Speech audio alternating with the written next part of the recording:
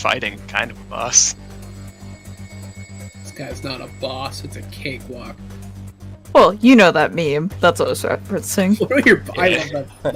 Don't say Don't say it's a cakewalk. That just means Cam's gonna start rolling crits on us. Uh-oh. Yeah, but Kraken is about to just like show up through the portal and start wiping us out. Does that mean the opposite's true? Oh god, damn, please guys, don't say that. This is gonna be really difficult.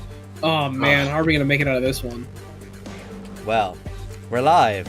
Thank you. Welcome back to Riptide. As you can tell, the players are very excited to finish up what we started last week. And also, I wanted to make an announcement that we have officially passed the 900 subscriber line. So we are in the last 100 before the 1,000. Yeah. Things should be returning back to normal this week. I have recorded 2 videos last night, and some people have started getting their subscription for Dark Archive stuff, so hopefully this week we get Dark Archive stuff, and I can start posting all the videos on that. So fingers crossed. I'm very excited to give my my style of videos for the Dark Archive stuff in general. There's just a lot of really cool stuff in the new book coming out later this month. So we're just gonna have to see. But yeah, we got a lot of really fun stuff in the pipework this month. Also in news, next week we will be talking to Mark Seifter, who is one of the prominent developers of Pathfinder 1st and 2nd edition. And even though he no longer is working with Paizo, he still is working in the area of producing third-party material, one of which he's been working with Roll for Combat's Battle Zoo. And so he's been a big part of developing both the Battle Zoo books, and we're going to be talking about their new Eldamon book that will be releasing on the 26th, I believe. So we're going to be talking to him next week on Table Talk. That's going to be really, really cool. And any other news? Yes, we just officially closed the poll a couple days ago for what game we're doing this month, and we're going to be playing Warhammer 40k Wrath and Glory here on the channel this month. Now, I did have to push back the normal dates. Usually I try to do the first session, or the one shot in the last week of the month, and then the session 0 the week before. But because I'm only just getting started this week on everything I need to do this month, I had to push everything back. So we are still looking for 3 more players, potentially, for our Warhammer game. We'll be scheduling the session 0 for the week of the 24th, and then the one shot the first week of August. So if you're interested, join us down, link in the description down below, and join our official Discord. That's where I recruit for all of my games, so if you want the chance to play with me and my friends, check us out there. And after you join, just DM me and let me know your schedule, and we'll try to get everything sorted out. Alright, it's a busy week, and I got a lot to do. So let's finish this fight, shall we? So, last where we left off, you have all managed to sneak deep into the underwater city. You have found that the merfolk are a part of some dark cult wishing to drown the material plane. And they have begun using some kind of ritual on these 2 large blue metal kind of beams that form a portal that seems to be inexhaustibly forcing water from the plane of water into the material plane. And at the center, I believe Fidgets was the one who saw that within this very bright core center, there is some kind of item or artifact that is causing the portal to push even more water out. And you all managed to come up to the top of the ziggurat just in time to see some watery noble dude who looks very fancy and is wielding a very dangerous looking trident, inspecting some treasure that the merfolk have put up in the name of, oh goodness, Cassandras was the name. I feel bad I don't remember the name, because I remember this god was like sick as fuck. It is Kelly Zandri. Kelizandri, that's what it was. The Emperor O'Brien. And one of the gods known to have trapped Lisanessa.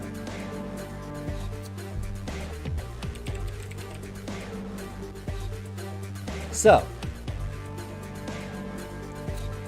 that being the case, we are getting started in a new combat round. So the battle's not going well. You are murdering the merfolk down here. There's one remaining with the water noble, and he's currently surrounded by razor-sharp magical coral that is ripping apart even his more amorphous form. Looking desperate around, he has very little options. And making a bold decision, he charges. 10. So he loses 6 HP. Potentially. Isn't it for every square he moves into? Yep. 3 HP? When you Yep. take...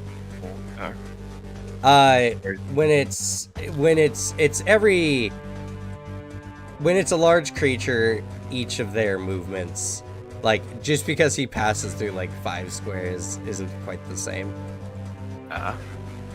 Otherwise, large creatures would get absolutely destroyed by hazardous terrain. Yeah, I can imagine. Fair. Let's see, 20, 30, 35. Yeah, he can do that one move. So, dashing forward, he reaches out and places a hand on the glowing orb in the center. And the portal shifts open. And before you all, a large black space becomes available as you look into a sea darker than any sea you've ever seen before. I wish I had worded that differently now. As he does this, the vortex-like nature of the portal disappears. And you are all currently not in rough terrain. Taking this opportunity, he dashes through the portal, and you can see him swimming away into the darkness. He swims about 80 feet.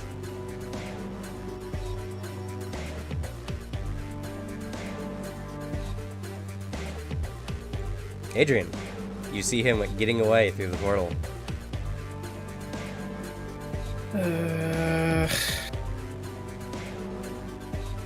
I want that trident very bad.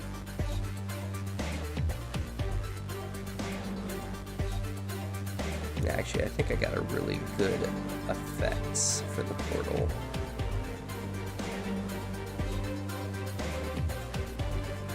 You even catch up to him?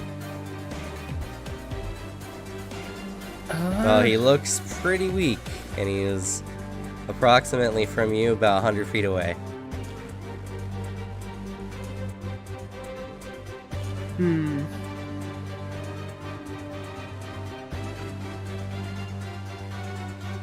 I can, at the very least, like, just actually kill him.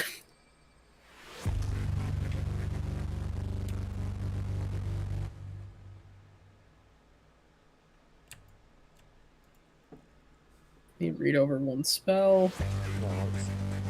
Nope.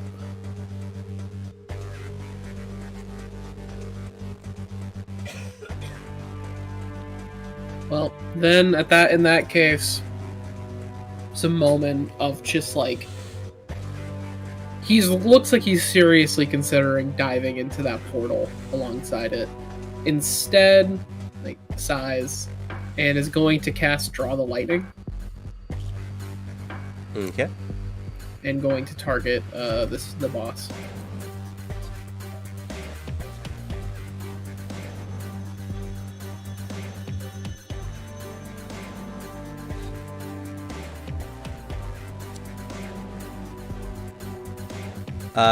It strikes you. Strikes me? Yeah. The lightning comes down and strikes your weapon, charging it.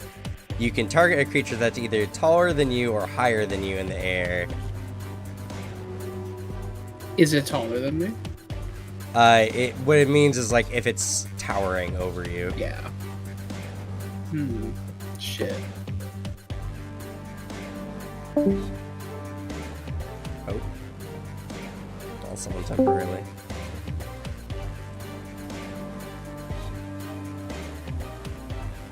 Are you short? Oh, range 120 feet. That's the other thing that I'm wondering. So it has a long range. How does this spell work? What is this supposed to be? Calling out the skies, you summon a bolt of lightning to strike through a foe above you and down into your... Oh, okay. It can be a creature up to 120 feet above you. Oh, okay. Charging with Eldritch Well, yeah. Then, in that case, nope, that's 30 feet. Yeah, you have one spell that can reach that distance. Yeah, Ray of Frost. I'll try. I'll just try to shoot him with Ray of Frost then. Okay.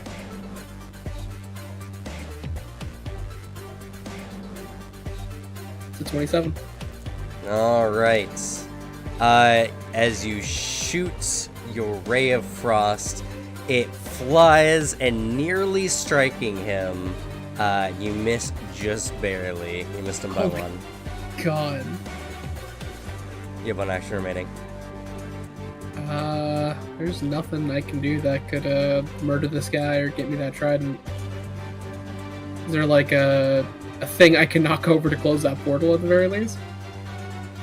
The gem still seems to be there. Or whatever it is. You see a bright orb in the center, acting like a catalyst. I mean, I guess I can try to move over there and just grab it. Okay.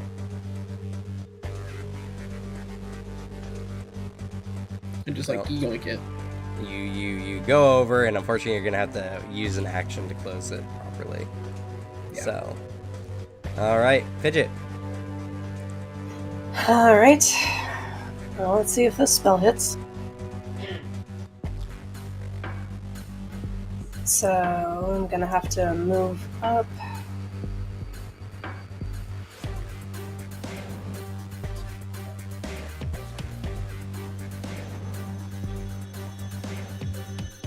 Get to about there and aiming at the boss.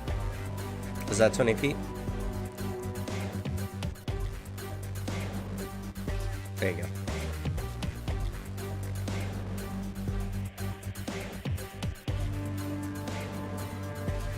I hate spellcasting attacks. Woof. That was a 4. You know what? I'm gonna try a hero point. I don't get to use the spell that often. That's her. Oh, so close. Yeah. Oh. Damn. You want to use my hero point? Sure, why not?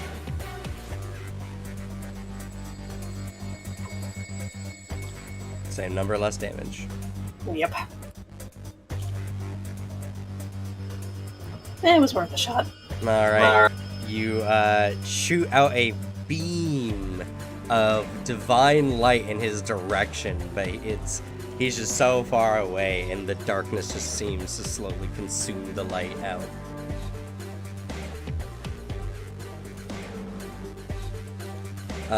The merfolk go.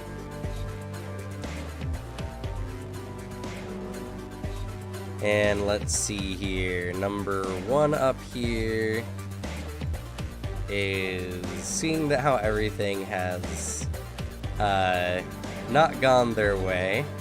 They're going to stride twice. They fly out over the top and they put their lips to the conch and blow out a call.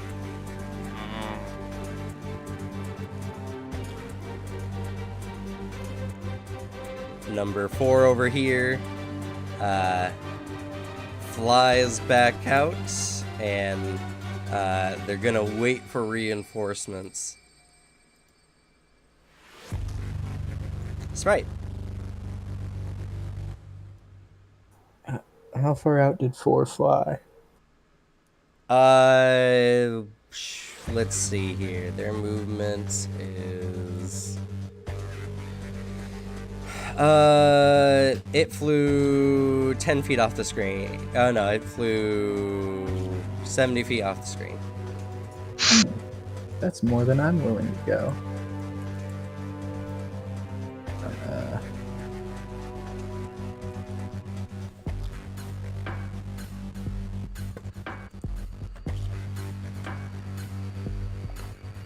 What's my dude's range?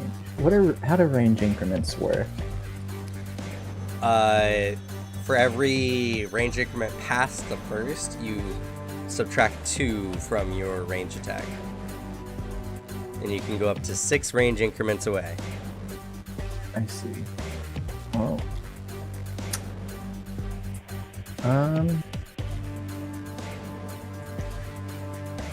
Can't really do anything other than telling my guy to shoot them.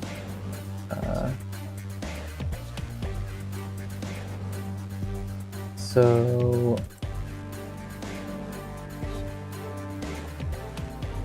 yeah, I'm just gonna command my flock guy over here to move.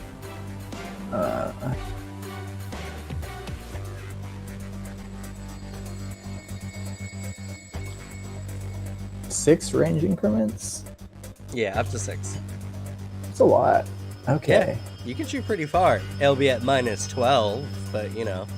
That's fine. We'll just shoot this guy from here. It's got range increments of 20 feet. Okay, and let's see here from the edge of the screen. So they're 90 feet away from you. That's going to be 5 range increments, so go ahead and just attack 3. Nice.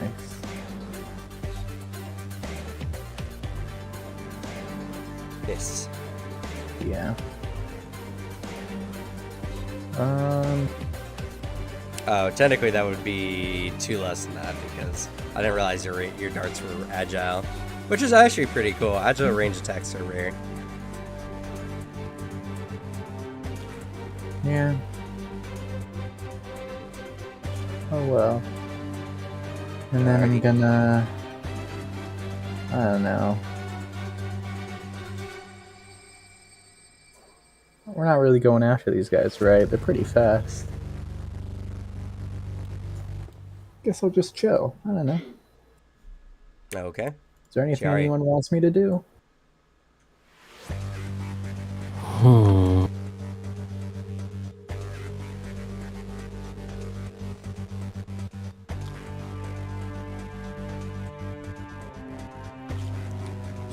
believe you fired last, so your weapon is currently unloaded at the moment, Shiari. Yeah.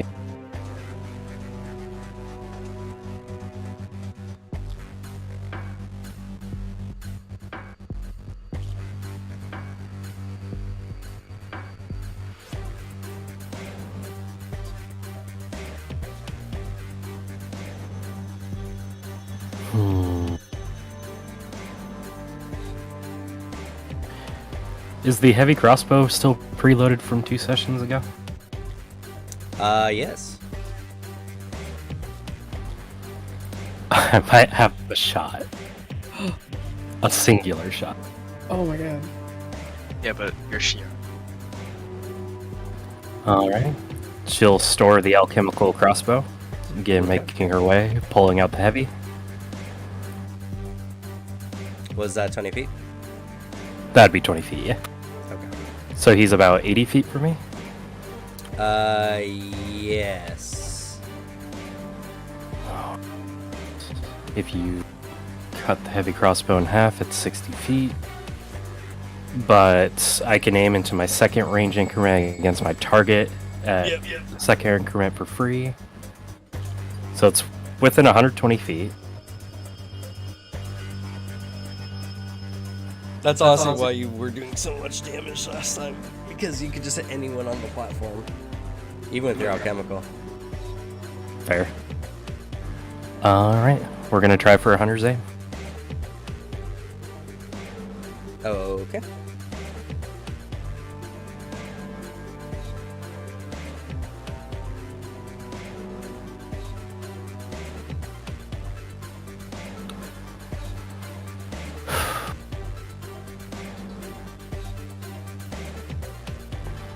Would a 27 hit? 27 misses by 1. Do I want to hero point this? I'd also Yeah. be willing to give you mine, so I'm very vested in this weapon. You use mine. Sure, I'll use yours.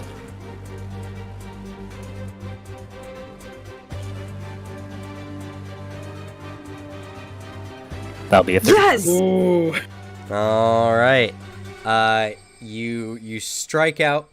Your bolt very quickly disappears into the vast void of this unknown sea. But you can see the form of the individual suddenly disperse. And you see the smallest glint of some dark object where his body was. Target is taken care of. And then that'll have to be the end of my turn, because that's all 3 actions. Alright, Everett.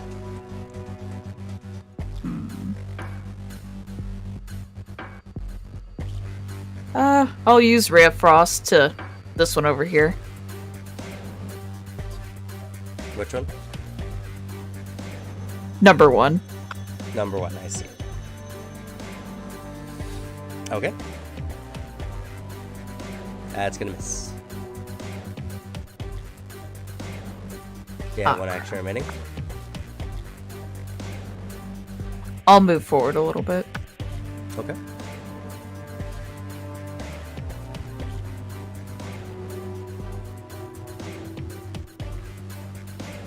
You can move 10 more feet, by the way. There's no difficult terrain at the moment.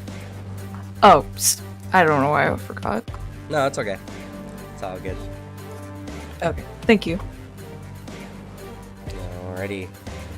Sylvanas. Go after number 1 or go get a cool trident.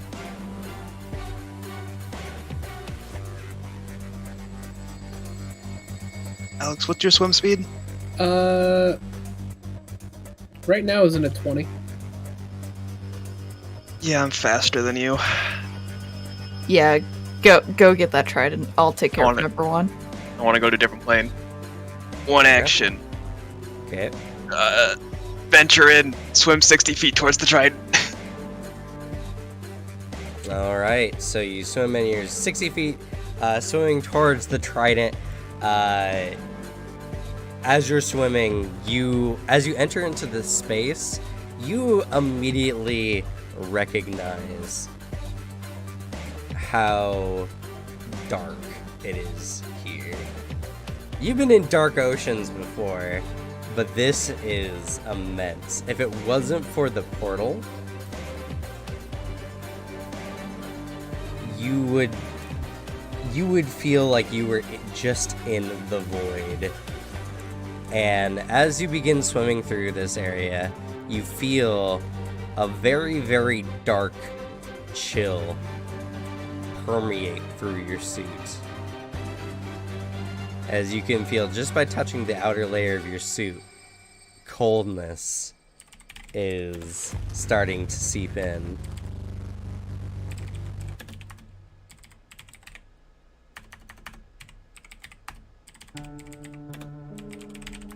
And at the end of the round, because the portal remains open for one round, the portal closes. With Sylvanas on the other side. Oh god.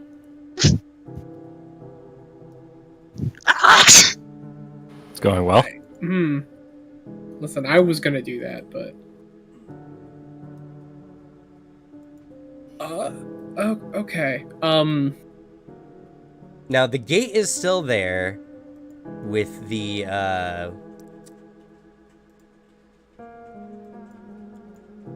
Oh, that's on the map layer. Why is that no longer showing up?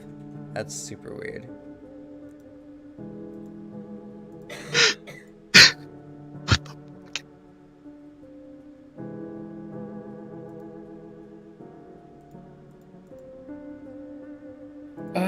Weird. I don't know why the other part of the portal disappeared. That is weird. In that immediate moment, portal closing right in front of him. That is... Okay, that's a problem. Adrian's gonna try to, like see if he can figure out a way to reopen it. Okay. And we're watching a ritual. He can speak Aquan, and he understands magic. He's gonna see what he can do. Alright. Gotta get that trident. Any particular type of action I'd have to take? Yes. This would be an Arcana. Okay. So you're trying to work a magical device. Oh, that sucks. 0 point, please. Okay. That's better. That's better. But that's still not going to be enough, unfortunately. I can throw you mine as well. Alrighty. Slightly better. Alright. 20 is enough. You place your hand on the orb, you're looking it over, and you're vaguely familiar with magical portals. And as you're kind of looking it over, you sense a connection to a different area, a far off location. And as you do so, you open up the portal once more.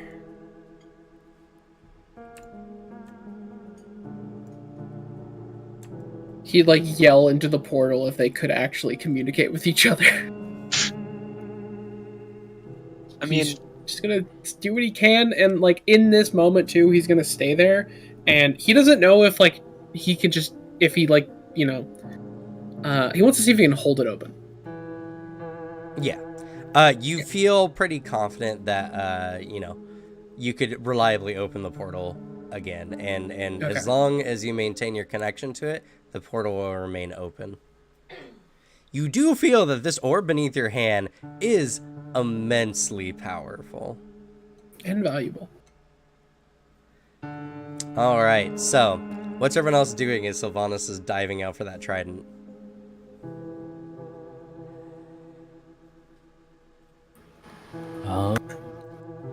The merfolk are swimming away. An alarm call has been made. You've properly disrupted the ritual for now. Well, might as well preemptively, like, get ready for battle as they're calling for help. There's also loot on the ground. There's loot on the ground? There's loot on the ground, yes. I command Mommy and the flock to go collect some loot. Treasure! Wow. It's All not right. surprising. Do we happen to have anything to carry it in? Because currently, the only way for me to get to my magic bag of holding is inside my suit. Yeah. Same. We got hands? Well, looking around, there is about 600 gold pieces worth of valuable treasure strewn across the ground. Yo. Are there any nets around here that they used to bring up the treasure? Nope. Looks like this is brought in all by hand.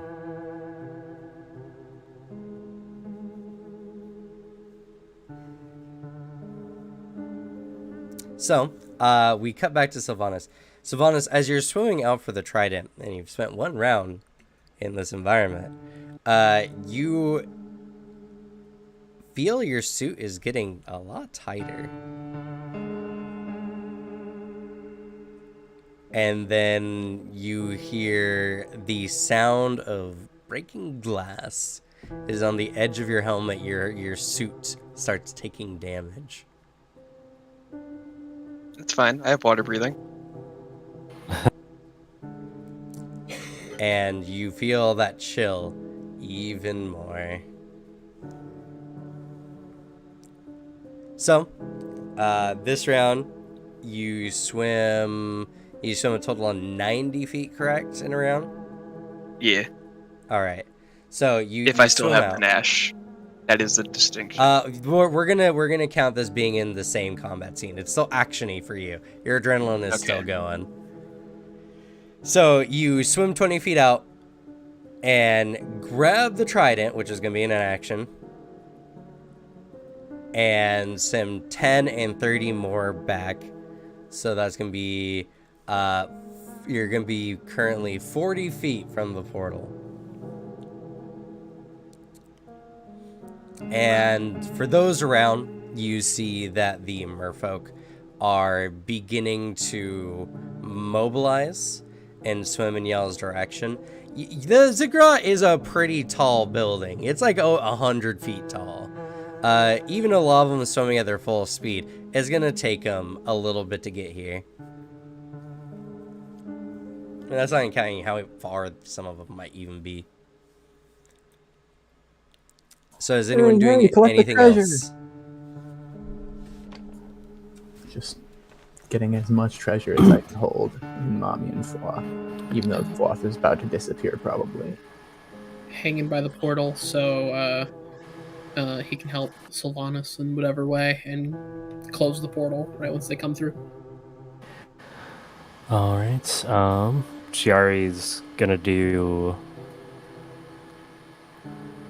quick double reload of the heavy crossbow, store it, and pull out the alchemical crossbow. Okay. Though, at the very least, if it doesn't ruin his concentration, Adrian will reload his spell strike. Yeah, you can do so.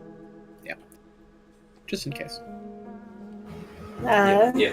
If Adrian's not going to grab the orb once Sylvanas is through the portal, Fidget will prep to do that. If not, she's got her longbow ready. Okay. Wait. He's currently got his hand on it. No, I meant after she's through, to take the orb once she's through and the portal's closed. That's fair. Don't we want to not close the portal? Well, there is an option that this could happen again, though, so... We might have to. But then, are we gonna lose the ocean? We'll just have to act quickly. It's one way to find out. I guess is this portal pulling in or pushing out? Pushing out. It was pushing out. That's how we got the difficult terrain. Yeah, it seemed that the orb before was used to make whatever this site is push more water into the material plane. Does it seem like this area is like a ritual area, or that we can just sort of open this portal wherever? As you're kind of looking around, so something does seem strange to you. The ziggurat is old and very mossy and weathered away by time. But the spires that compose this gate, more or less, are out of place. They're made of some otherworldly material. Quick, someone grab a spire. These spires are massive. They have a bulk of like 10. I got It's this. a large gate. And Well, they're 10. built into the ziggurat. Can I do an Arcana to see how they're powered? Sure. With a book of 10, we could carry him up. We'll just be slow.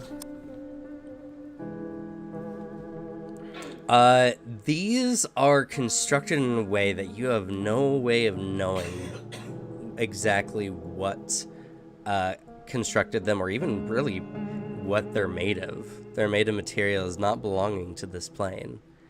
But there is something about them that just seems familiar to you. You don't know why. What you do know is these are acting as some kind of it's acting almost as if this is a intentional built like gateway to the plane of water.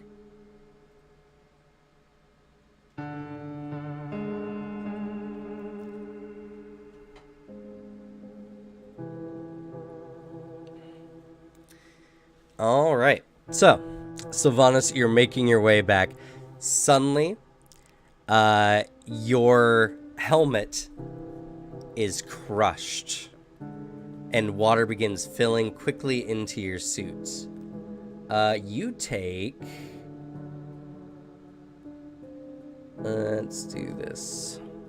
28 bludgeoning damage from the pressure. And you take an additional 5 cold damage. I take 2 cold damage. Haha. Alright, you take 2 cold damage and 28 bludgeoning damage. Can I have my Yeah, I can Token bring your back. Token over. I'll remind but you, I also think you can still breathe underwater. for I a can. bit. Yes, I did say that Yes. earlier. I can also cast it again if need be. With this thing, would I still take the cold damage, or That does change it. It changes it from extreme cold becomes severe, which is fine. That just means you take half, which means you take nothing from the cold. let's go? Regardless, you realize that the other side of this portal is hostile to at least life as you know it, and your suit is currently broken. It's fine. And you swim out through the portal, and now's the time. But one sec, I'll be right back. So now's not the time.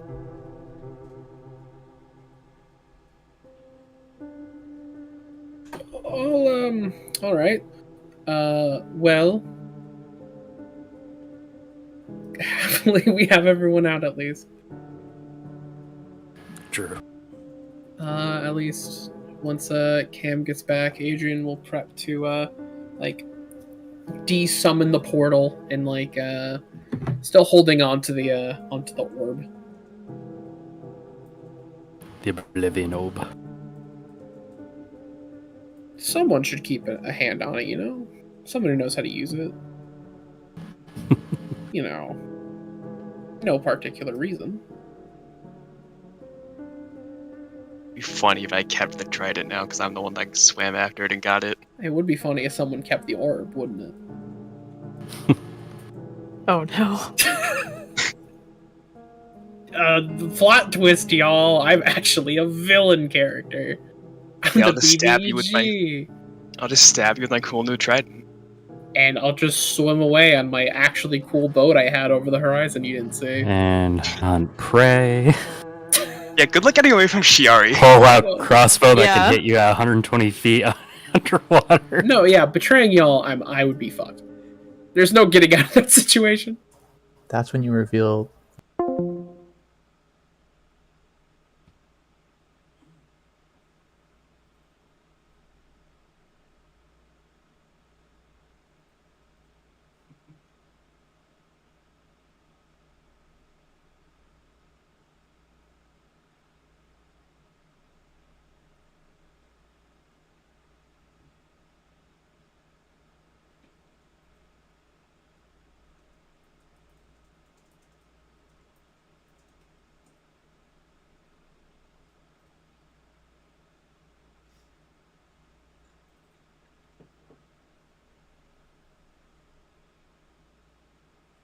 You're also under the control of our old captain.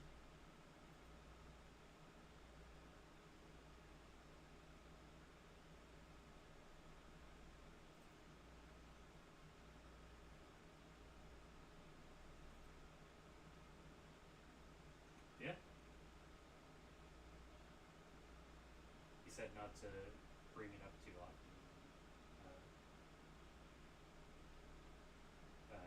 Kilo, is it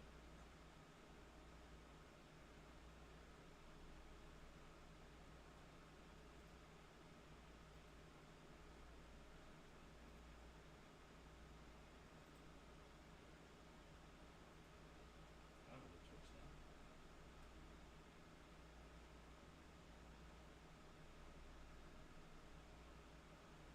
Can't tell if my player fucked up. Twitch stuff.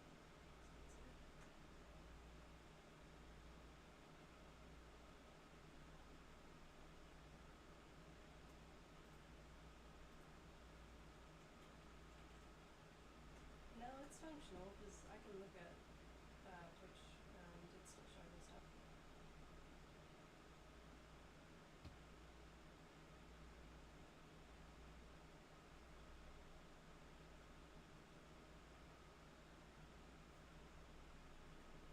Twitch is loading fun.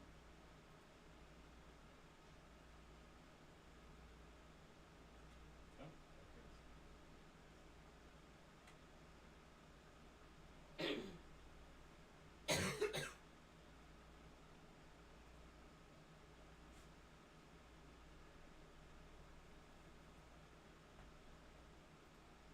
Try to give us more time to plan.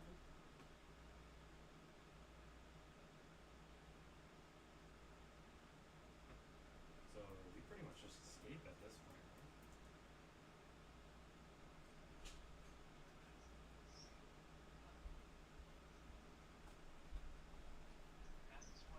Did you get us here? I heard.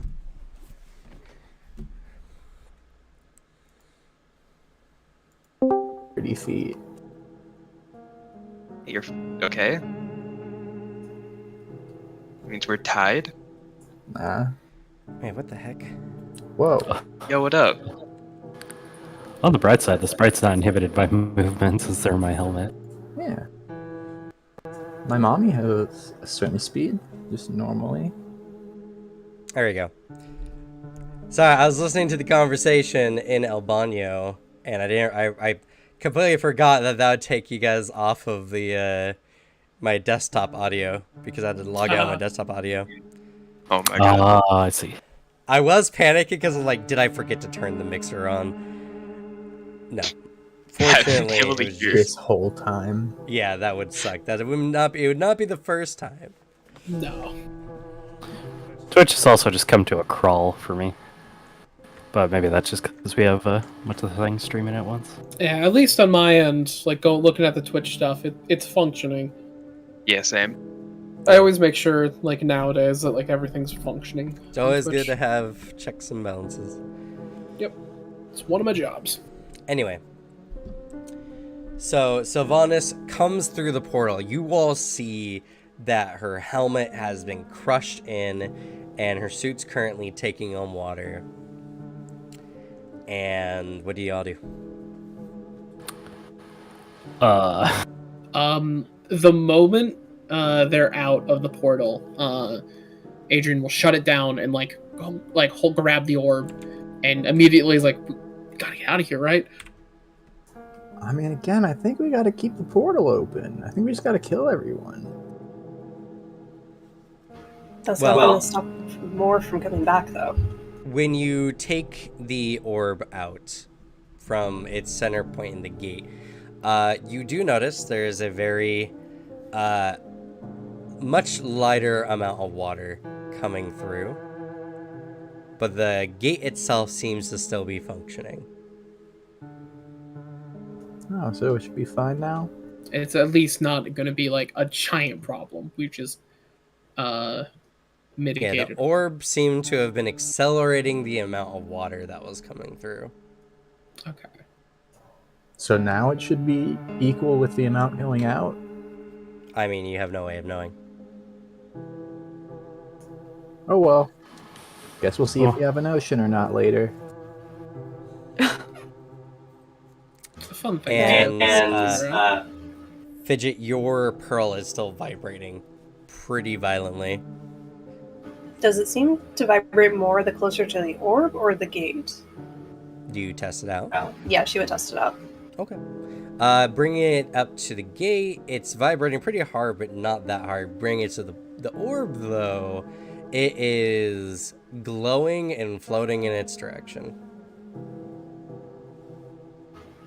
Ah.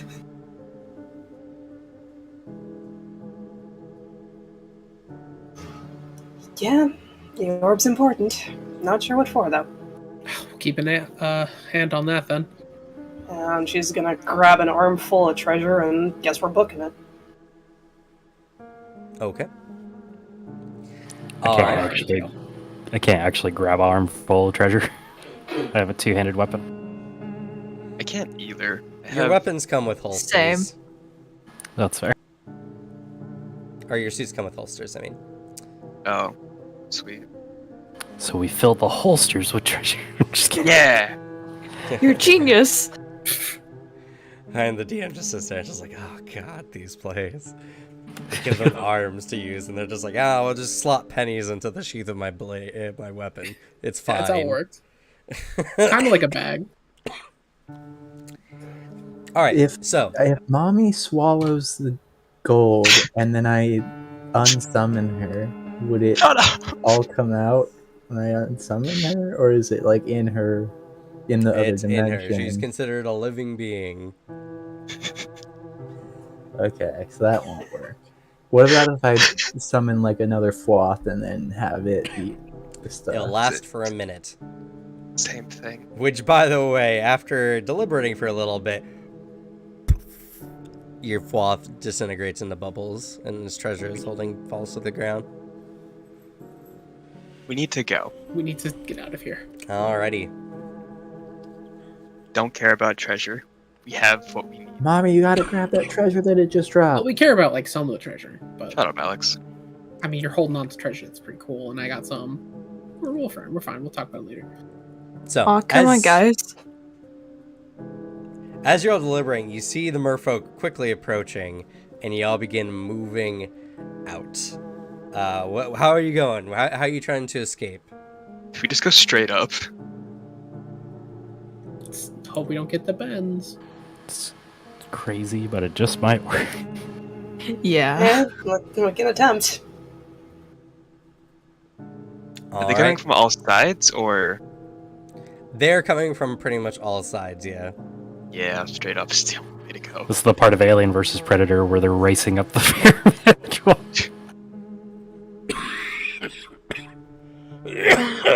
Excuse me. Think we can go steal Let their me fish mouth? see here.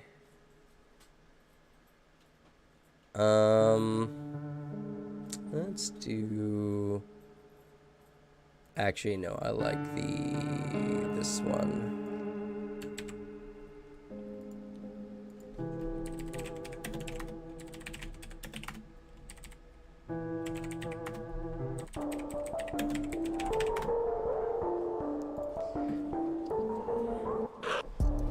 So, you all begin quickly swimming up and away from the ziggurat. This is gonna be a chase scene. Shit. It goes hard though. Oh no. Roll 20 is still working for everybody, right? Yeah, Yeah. Yeah. your Mhm. computer's like it's just shit now. So, how this is gonna work is this is gonna be y'all trying to get a certain number of successes on each of your guys' turns.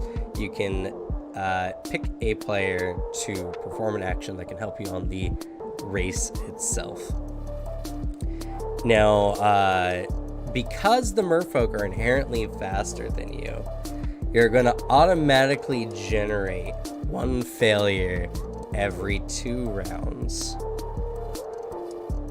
This is going to be the first of 5 successes, or 5 failures.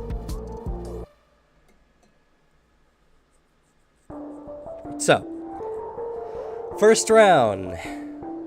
What are y'all doing? I'm able to reach into my suit, right? Now that my Oh, yeah. face is. Well, kind of. If you want to, you could pull your arm in through the arm part of your suit and, like, chuck something up where your face is. Just So I- fully break the suit, mate. No. I'm not gonna pay for more. It's already gone. Anyways. Can you throw a bomb underwater? Yeah, technically. Its range is just cut in half. Yeah, your throwing range gets cut in half, so you can throw a bomb in 10 range increments. 10-foot increments. Okay.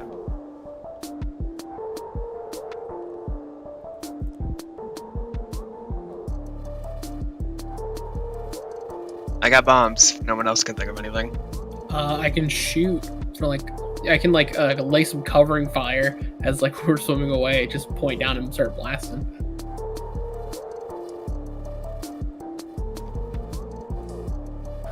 So I can always cast a spell. You can do so.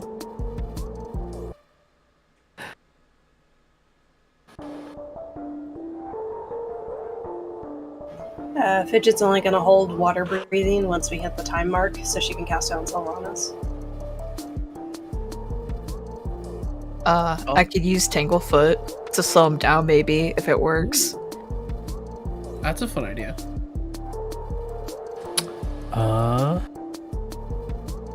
What's your deception modifier, Sprite?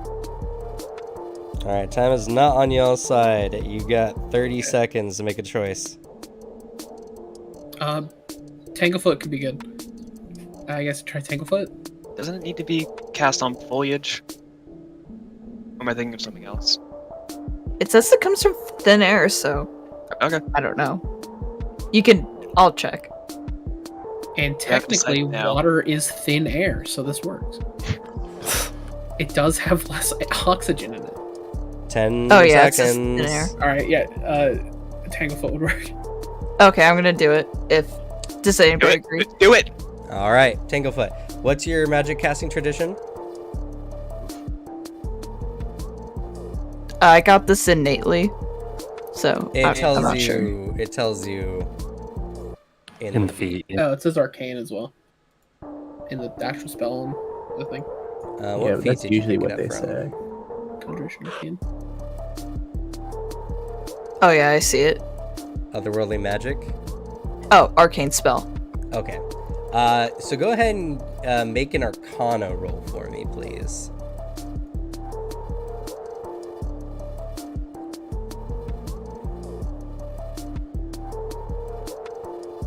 All right. Well, neither of those were that good. I guess that's to be fair. So, Everett's not really the best with his magic. He's made it serviceable in the past. You launch the magic out, and you create a small but easily passable barrier, unfortunately. So that's going to be one failure. Next round. What are y'all doing? I can You got just 1 minute. Could I use survival to try and make sure we go from point A to point B the quickest? You can use survival for that, yeah. All right. I hope need you to roll for me because I can't get into roll 20. Ah, I see.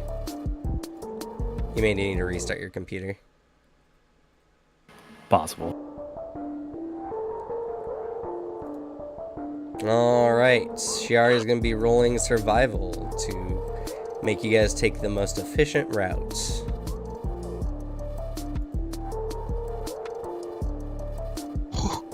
That is a success. And you know what? We'll count this as a crit success since this is going to be using your sense direction. Nice. So that's going to be 2 successes for y'all. I'll be right back. As Shiari guides you, and as you are ascending up through the top of the ziggurat and getting into the darkness, Shiari, being familiar with it, knows that once you're in the dark zone, the distance at which you can see out becomes limited by, you know, how clear the water is. And being as familiar with it as she is, you take a quick cut in a different direction, and you start to lose some of the merfolk, as they don't see where you went, as you didn't go quite straight once you hit the dark line above the ziggurat.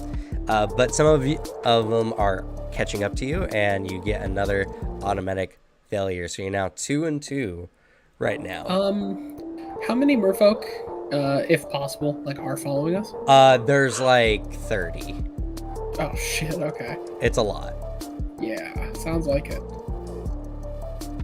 All right, you guys got a minute. What are you doing? Oh, and you cannot repeat actions.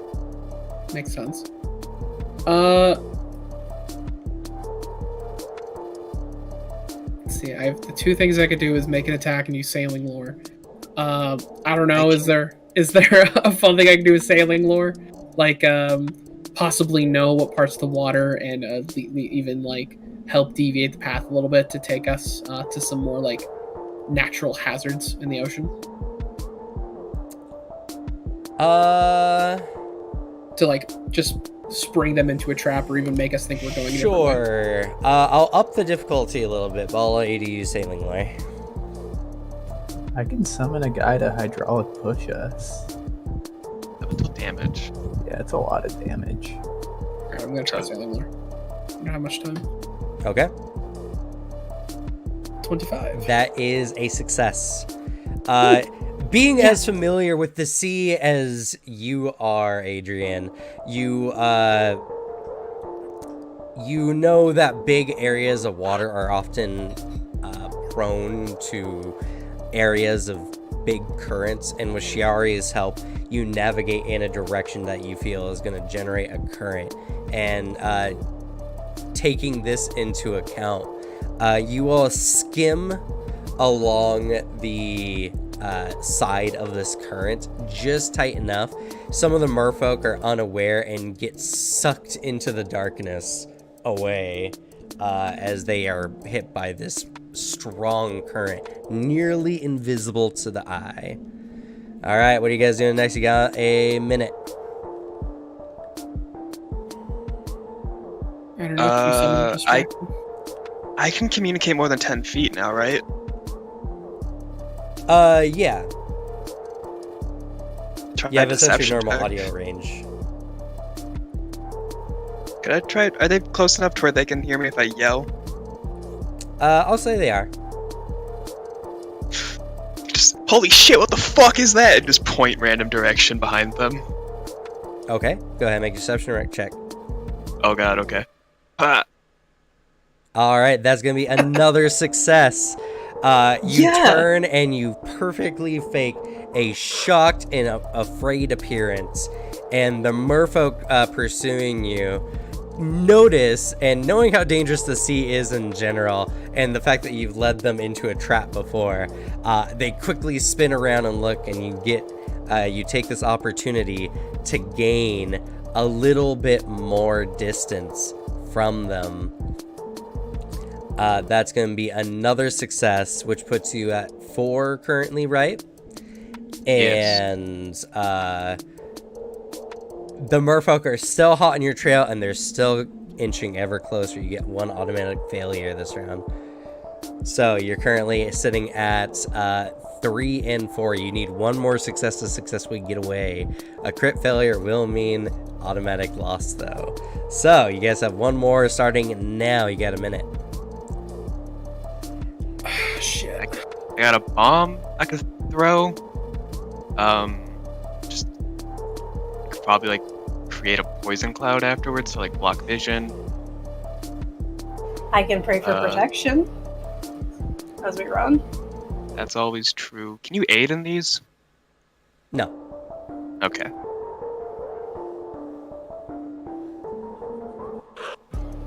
How close So- are they? Sorry. They are at about like 60 feet away from y'all at the moment. Oh, okay. But there's not many left. Only a small handful have managed to hold on to that at this point. 10 seconds. No, I got anything. I'm throwing a bomb. Throw a bomb. Okay, do it. Throw a bomb. Yeah, throw a bomb. Okay. I guess go ahead and make an attack roll. Oh. Okay. Hell yeah. It takes a little bit of finagling.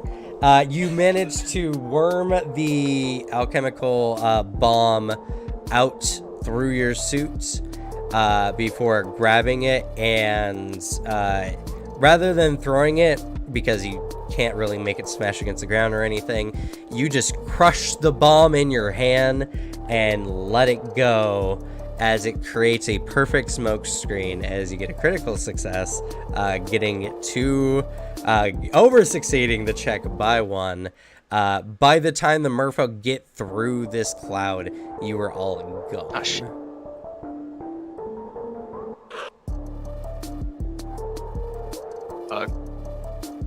You have 13 light bombs? No, I have 12 because I did it. You have 12 blight bombs? Yes.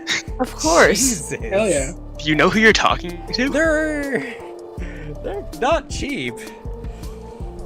Yeah, I'm rich. Yeah, that's fair, I guess. All right. So, you all manage to swim through the darkness, and fortunately, you manage to do so in a way that prevents you from getting the bends, as you manage to eventually make your way to the surface using Shiari's, expert tracking skills. Now you've done it a few times already. There's not too much concern.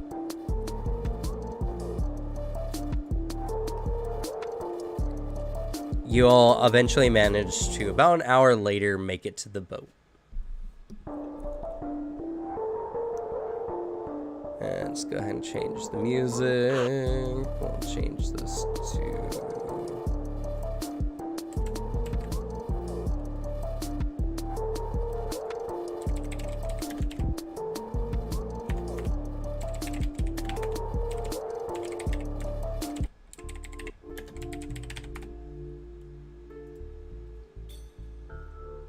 All right.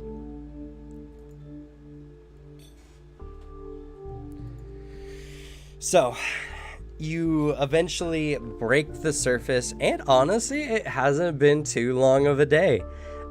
You managed to get through the surface. The light is high in the sky. There's the billions of seagulls, as you've seen before. And it's like a little past noon. As you all begin making your way to the Sapphire Cutter and getting on board. You did have to use 1 more water breathing on Sylvanas before getting here. Did you want to use up your slot, or did you want me to use up mine? I can use mine. Okay. He's probably been close by, and casted it once it was running out.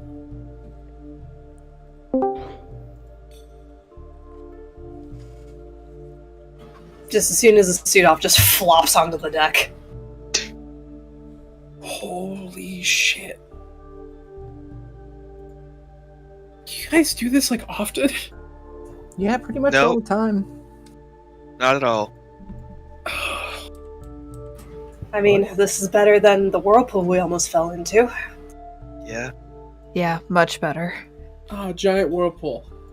There was that time we were flying in the sky and we had to fight a bunch of demons who were babies that were also flies. Ugh, don't remind me. That's true. That was pretty similar to this, I think.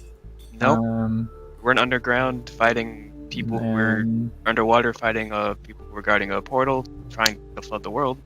you guys are telling me you've never infiltrated a temple to disrupt a sacred ritual to destroy the world before? I've I infiltrated. mean, you the temple. have?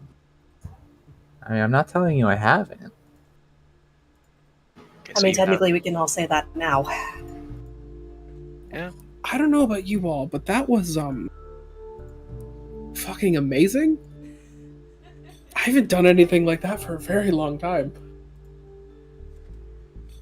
And he's, like, bent over, like, looks like recovering still from adrenaline. I point to the trident and go, so what's that? A trident. Yeah, what is it? A trident. It's a weapon. Yeah, but what is it? A weapon. Yeah, but what is it?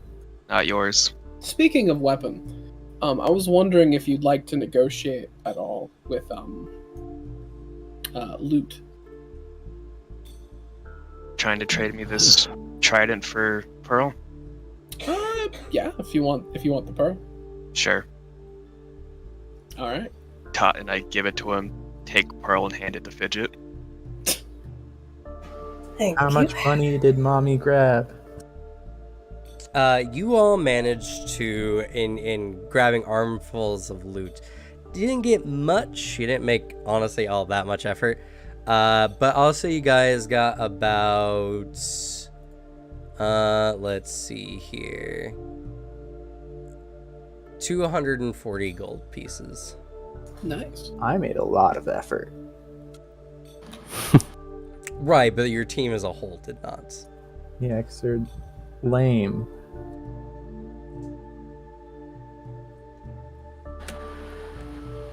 And as you hold the and you are actually right, it is a pearl.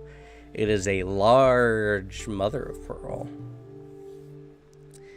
And as you hold on to it, Fidget, you are instantly filled with the knowledge of what this is. This is an artifact of Lisanessa. Yo. Would have been funny if I rejected Alex's offer.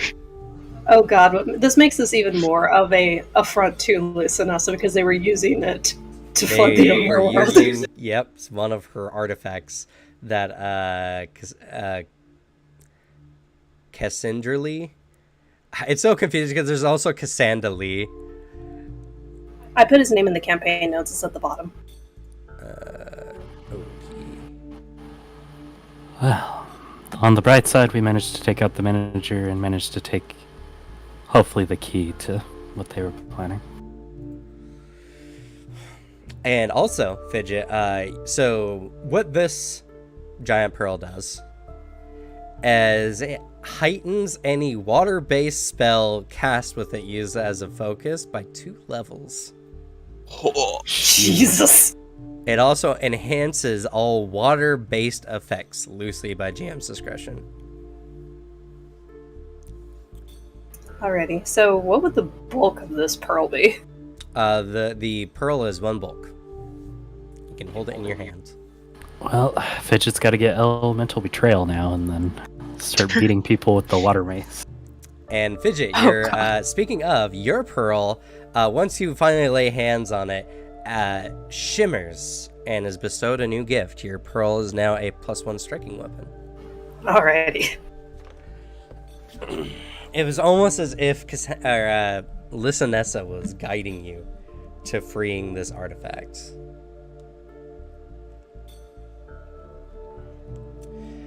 And the trident. So the trident is a unique magic item. All right. Not in like rarity, but in like how it works, essentially. So it has 2 effects. First of all, it does a d6 necrotic damage. Oh, shit, I gotta write that down. Yeah, you're I'm gonna trying have to to make make a an image. make a trident. Yeah, I'm trying to make that right now.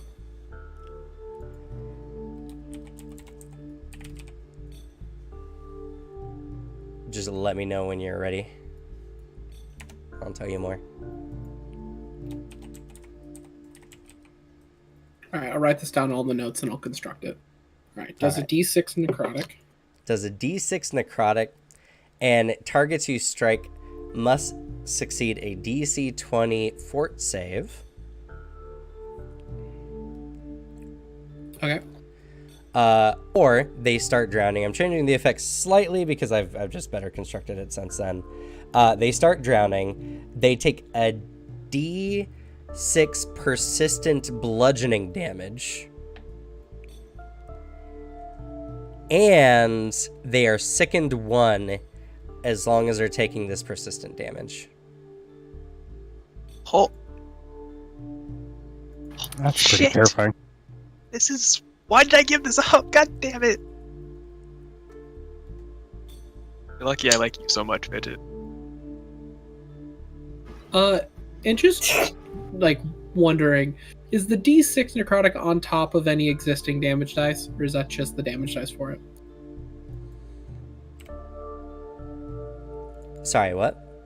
Is that it does a D8 plus 1d6 necrotic, Yes. or is it just do 1d6? Okay, It's also a +1 striking weapon.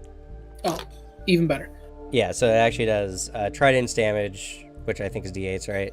Yep, and then it'll Yeah. do 2d8. 2d8 plus 2d8. 1d6 necrotic plus drowning. Love it. Got an upgrade on my weapon. I am a polearm person. Nice. Actually, no, this is actually better that you have this, because now we Yeah. can stack persistent effects on someone. Oh yeah, no.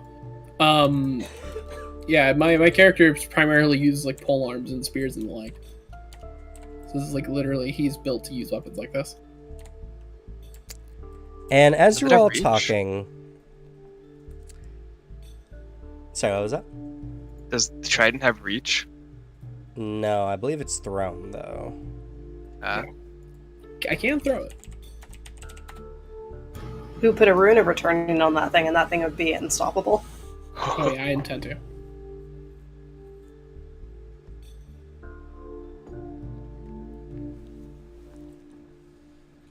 It's also a spear, not a polearm, as a heads Yeah. up. That's fair.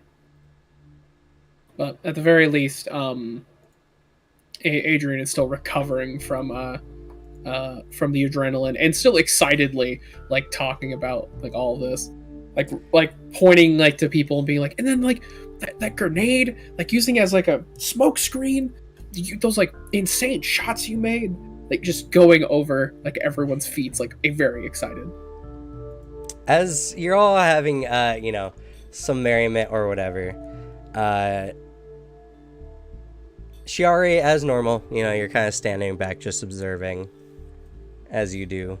And silently, you notice something drop onto the ship.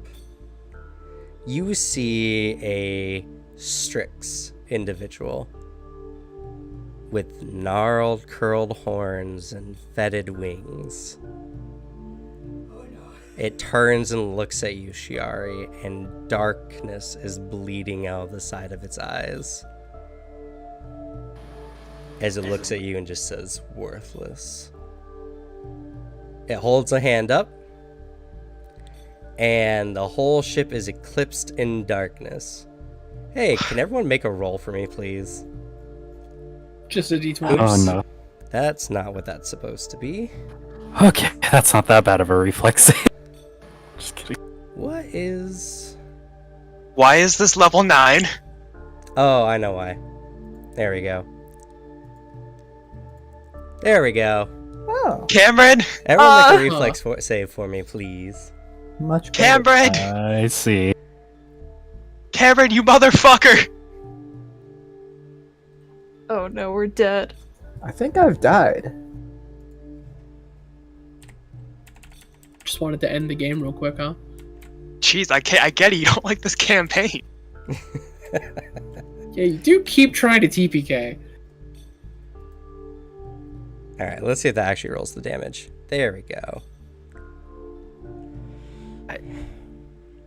Alright. So, I think only one of you did not crit fail. No, 2 of us. Who is the other? Oh no, Shiari? Is that a No. crit fail? Just barely That's critically just failed. a crit fail. Oh, damn. Haha, I Yeah. just normal failed. Let me see if I have anything. I don't know if I do. Yikes, I rolled a 2. Best save. But yeah, this is a 60-foot burst. This takes up the whole ship, pretty much. Oh, that also means Kimbaba's in the blast too. That's true. We'll worry about the And- NPCs later. The other 2 I just- people. Outright die? No, you have to go to your You're at like 50 something. Yeah, I'm at 50 health right now. Well, let's You go calculate down, the you're not damage. Dead. Well, first of all, I'm not just gonna straight out murder y'all. But I think second, you should. Are you sure? let's calculate the damage just because I think it'd be funny. So, for those of you who crit failed, you take 96 cold damage. Plus. Oh no, I'm dead actually. Just off cold. Plus 58 negative damage. So how does overkill work in this game? Is it- You have to lose all your hit points again. I've done Yeah. that. Yeah. Yeah. Most of you will probably be dead. Fortunately for one of y'all, at least, Adrian only takes 77 damage. I don't think that kills you. Nope. I don't die outright, even after critically failing. Got pretty You don't close. die though. after taking nearly 100 and something damage. 154? Yeah, I'm 6 short from dying outright. Oh, Wow. jeez. Because I was still at full health at the end of that fight. But, so there is just a darkness that consumes everyone, and at the very least, everyone loses consciousness. So, as I was saying last week, that is what last session was supposed to end with. I see.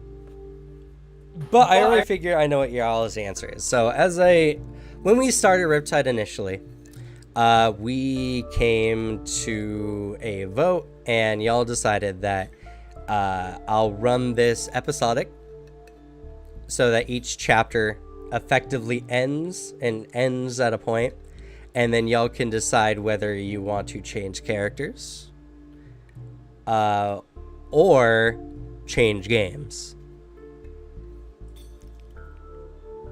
And so, in order to get a powerful artifact, a dark force has sent one of its greatest scions, and it has gone to retrieve it, and I think it was successful.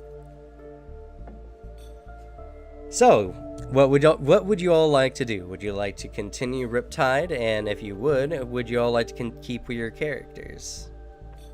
I have to ask, if we choose not to continue Riptide, does that make it canon that we all died here? Yes. Now that just sounds kind of funny. I like the game, but that's funny. Just Well, make guys, I appreciate the Cameron his invite. first TPK. I appreciate guys the have- invite to Riptide. It was nice having you. Yeah, see ya. See ya, Alex. Honestly, both are funny. I'm invited to a campaign that immediately ends, or I invited to a campaign I could make the decision of, you know what? I think I'll run a new character. I'm Both are very funny. You I can keep your personally character don't and have a keep the stake with campaign. this. I don't have a stake with this. Same character works just fine. Honestly, both decisions mean legitimately the same from my perspective. I'll leave this up to you. Y'all been playing it for way longer. Unfortunately for me, if I do stick to the campaign, I'm going to have to make a new character. Really? Oh, Because with all the damage that was dealt, Oh, it don't killed worry me about twice that. over. Doesn't matter. I'm sitting there going, you go points-wise, we overkilled. I'm technically dead. If Cam's gonna let us It's- continue, we're gonna get revived. It's Something's more gonna happen. like y'all are just not going to actually die. You're going to be saved by the grace of Lisanessa. Maybe Callistra, but just for me and the other lady. Possible.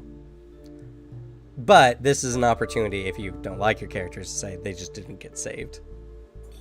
I might change characters. Please change.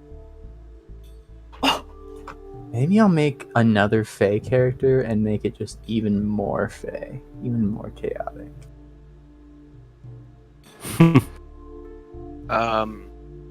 So question is, do we want to continue this? I do. I really like this campaign. I'm having fun with it. But if other people want to change, I'm fine with that. I'm liking this campaign. I'm liking it too, but if anyone wants to change, I'm open also. I'm also really liking the campaign.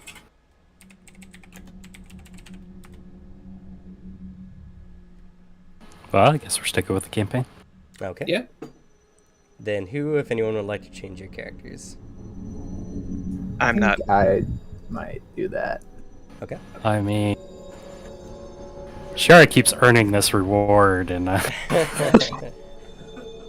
You did get a cool reward. I'm gonna stick with Shari, honestly. Hell yeah. Yo. Well, Booter, I'll toss you another character sheet, and you can start working on that now as we start this next part. Oh my god, does the corgi die? I have to ask. Corgi is fully dead. Mr. Piddle? Yeah, unfortunately. Oh god. Yeah, Sprite's dead. Like, just on the deck, dead. Yeah, everyone wakes up and there's Sprite. Oh no, this hugging- was cataclysmic. The Sapphire Cutter gets destroyed by this. Ah, Alright, there you go. You got another character sheet. And this just got so much more intense. I think Yeah. it's canon that Sprite died. I'm gonna change my character after every chapter, and every time it's canon that my character dies. No, that means Except Greg's Greg. dead. Greg died. No, Well, that was canon. We established that at the very beginning of this chapter. that was a joke, wasn't it? He's in the character graveyard. Look at it. Any character who is not continuing with us goes into the graveyard. That means he's dead. On one hand, want to keep Adrian. On the other hand, I could play a gunslinger. And it would be really funny to introduce a character. Hey, what's up, guys? Here's my new character. Ah. It would be very funny. Yeah, but And would then you I could rather? blame Cam for yet another character death. Yeah, Can't blame but me. I literally am sparing your characters. You're deciding if they die or not. wait, so that means we did just have an official TPK. Cam's first Kind TPK. of. I mean, it's technically a Kind of? it's a forced TPK. So it's a It's TPK. plot relevant. Well, if that's the case, then it's not my first one. Damn, I'll keep Adrian. I like Adrian. I like him being somewhat intimidated by us. All right. Well then, we're going to start with you, Fidget.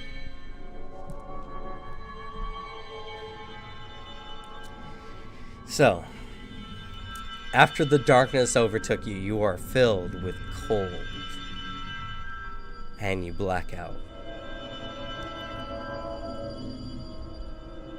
The next thing you know, the darkness begins to lighten, and the surrounding water around you warms.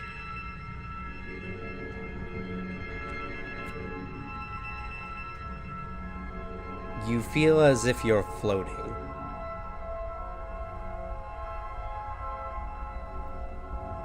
You cannot move. You can barely think. You feel almost as if you're a child floating in the womb.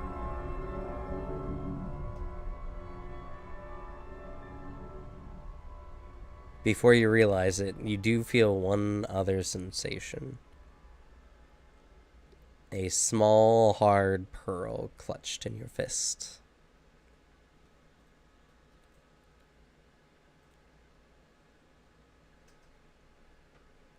Suddenly, something in the water moves, and a large creature moves past you, Fidget.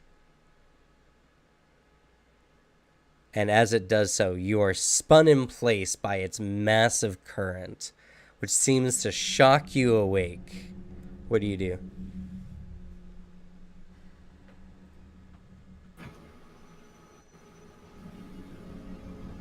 Can I breathe? You cannot. You suddenly realize that you can not breathe and you are starting to drown. Start swimming for the surface. Alright, you swim for the surface, and fortunately for you, it was maybe not much more than 5 feet away. As you break the surface, you breathe in stinging cold air into your lungs. And you open your eyes for the first time in what feels like forever. Looking around, gasping, you find that you are at sea, being carried by a light current, and you can see off in the distance what appears to be an island. Barely. It is just the rising of a new dawn, it appears. She'll swim towards the island. Bedraggled and exhausted, you begin swimming towards the island. It's like a good half-mile away. Fortunately for you, you can't drown unless the water's trying to make you do so. So you easily keep afloat. And as you eventually clamber onto the beach, you hear familiar voices. You hear Anne and Sylvanas quickly approaching you. Sylvanas, Hi. after what had happened, all you remember is waking up on some flotsam. Who knows how many days have passed. Fortunately, here in the Fever Sea, the water is not cold enough for you to get hypothermia in. In fact, it's honestly quite pleasant.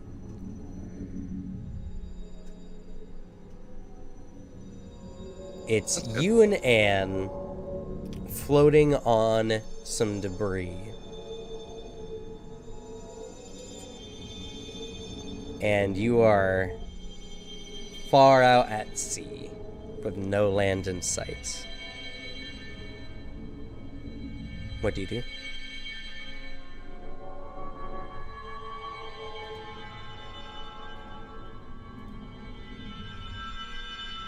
Is she alive? Awake? She's unconscious at the moment. Kind of. And shake her a bit, if I can. Trying not to push her off. Okay. You lightly do so, and her eyes flicker open, and she starts and looks around.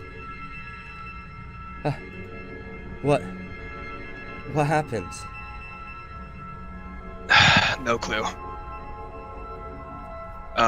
Just talking with Adrian Everett. Adrian was going off about how cool we were in that recent expedition. Goes dark. A little bit cold. I wake up and here we are.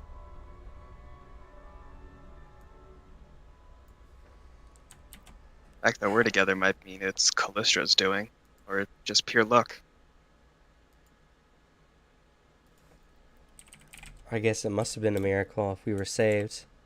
But what do we do? We're far out at sea now. And we prey to any beasts that lurk in the waters.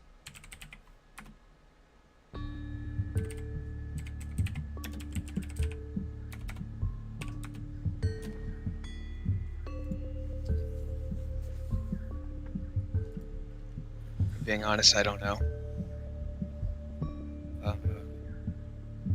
I look up. Are there any birds? You see no birds in sight. Okay.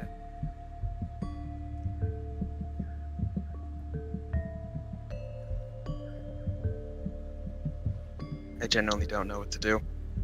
My first instinct is follow a bird. They tend to go towards land, but there are none. There's no land in sight. I don't even know if the others are alive.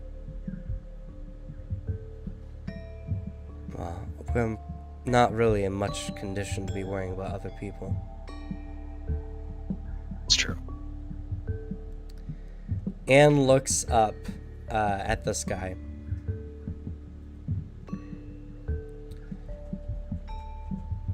And looks about. Well, I know if we swim eastward, we should land either on Mataku or on Besmara's throne.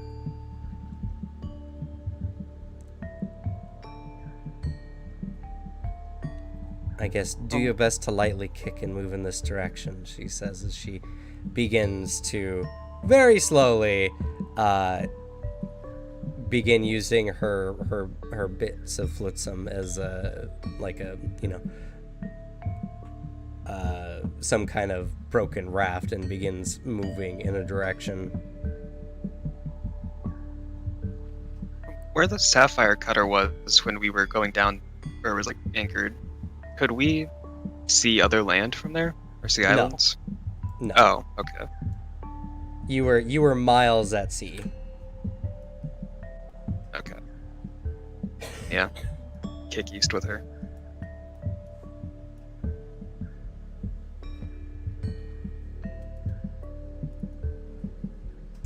Yeah, you were about like 10 miles out at sea.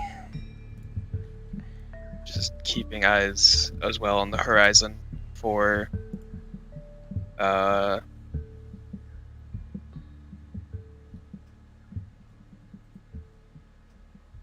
boats. Okay. As you both are moving out in a direction, it gets tiring.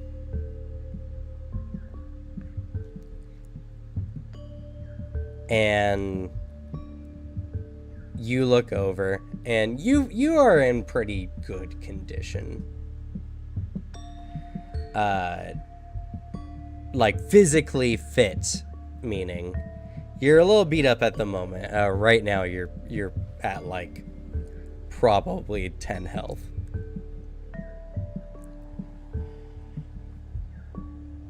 But Anne is not nearly as fit as you, and you can see that she's struggling, but the look in her eye shows anything but. She seems fiercely determined. It makes you feel a little solace. Like she hasn't given up, at least.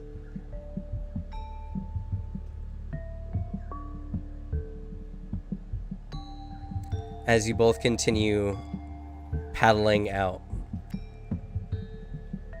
it gets later and later, and the sun starts to go down.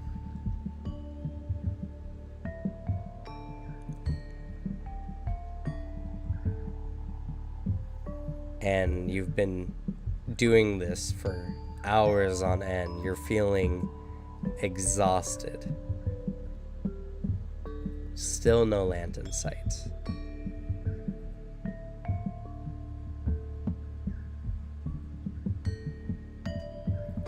just when you're considering taking a break, Anne cries out and she's like, "There! I see light!" And it's on the horizon, far off. You see an orangey glow, almost as if it was campfire light.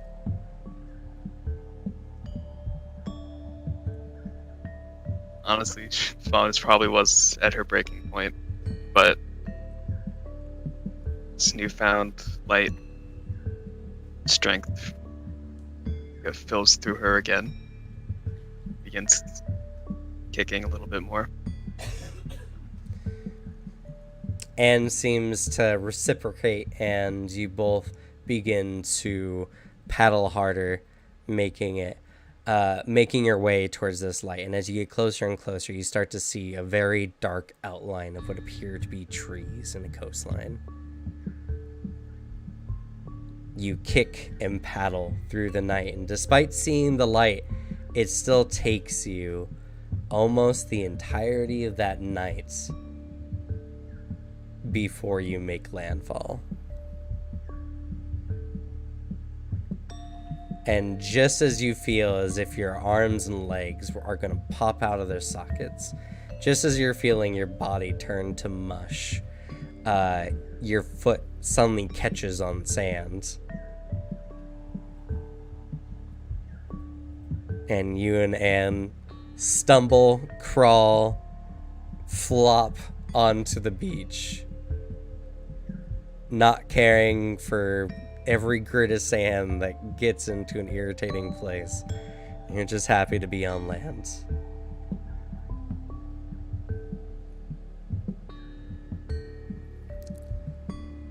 And you pass out. Oh, go ahead.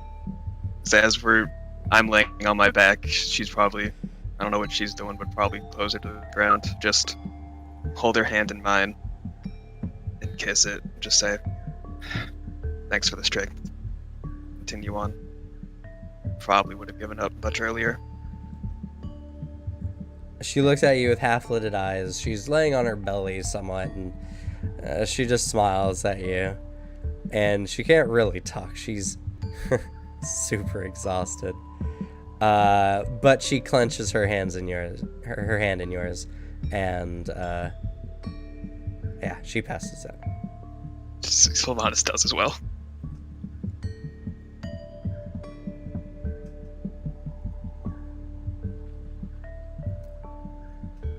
Adrian.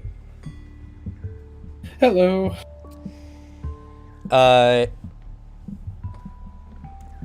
After what had happened, you wake up and you are encircled by a massive ring of seagulls.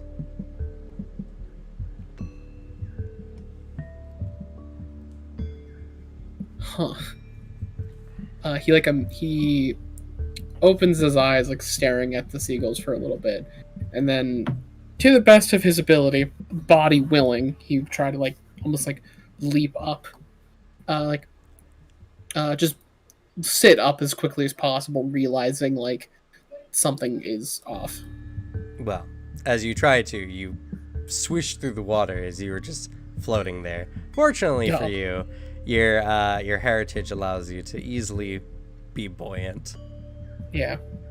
He at least doesn't have any fears here. But as you do so, you look around and the sapphire cutter is gone and you can't see anyone. And worse yet, you feel like utter hell.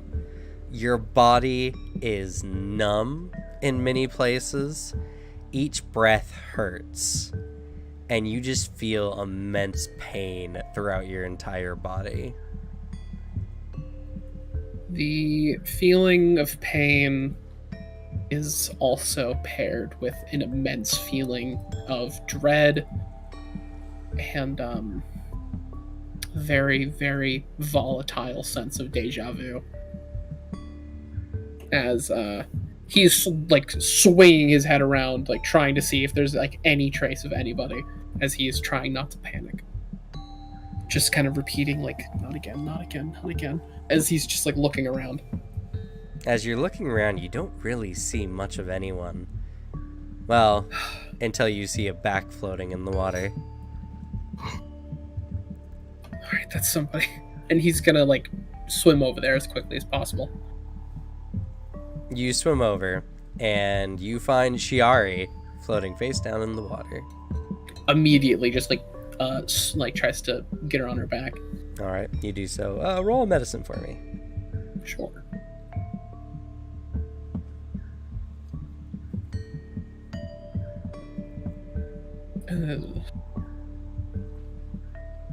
Oh no, Shiari's dead. You are not really well versed in the art of medicine. You don't really know much. You're like, okay, you keep her face out of the water, and you kind of just hold her there for as much as you can. You like don't feel her breathing, and maybe you feel like you can squeeze the water out. Doesn't sound like a good idea, but you don't know what else to possibly do, and doing nothing seems worse. With a light squeeze to Shiari's midsection, Shiari coughs up a lot of water and continues breathing. All right. He'll also like flip around. Is there like anyone else around, or is it like just Shiari? You see, you see what appears to be the remnants of a person. You can't tell much, but what you can see is a nice thick forearm, bereft of its body, and a deep green color. That's fun.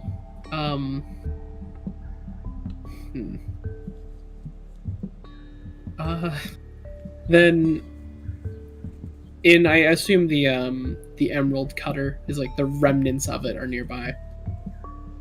You do see some flotsam, but whatever happened decimated the ship. Yeah. He'll try to get some flotsam so they can at least like. So, and you're kind of like struggling to get Shiari onto a like half onto some flotsam. Shiari, you begin to regain consciousness as you're being kind of roughly manhandled, and you just feel your face kind of just slapping against a wet board at the moment. Seems to like pull out the crossbow. Oh, Hey. You good? You awake? Oh, it's just you. I thought I was being mauled by something. Not this time, no. Opens her jet black eyes. Kinda looks around. I'm not really sure what happened, but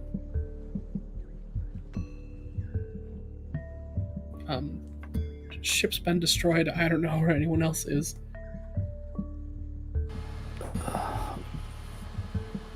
Well, if they're lucky, floating on debris. If not, drowning somewhere. Yeah.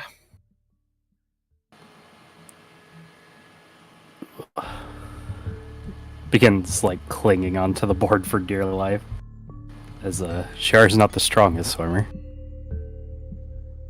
Okay. We need to find land. We won't last very long out here. You're right. Immediately looking around, Cam, as a sailor who's been in this situation before, is there any extra things Adrian feels like he can do to make sure that they can get to land a little easier?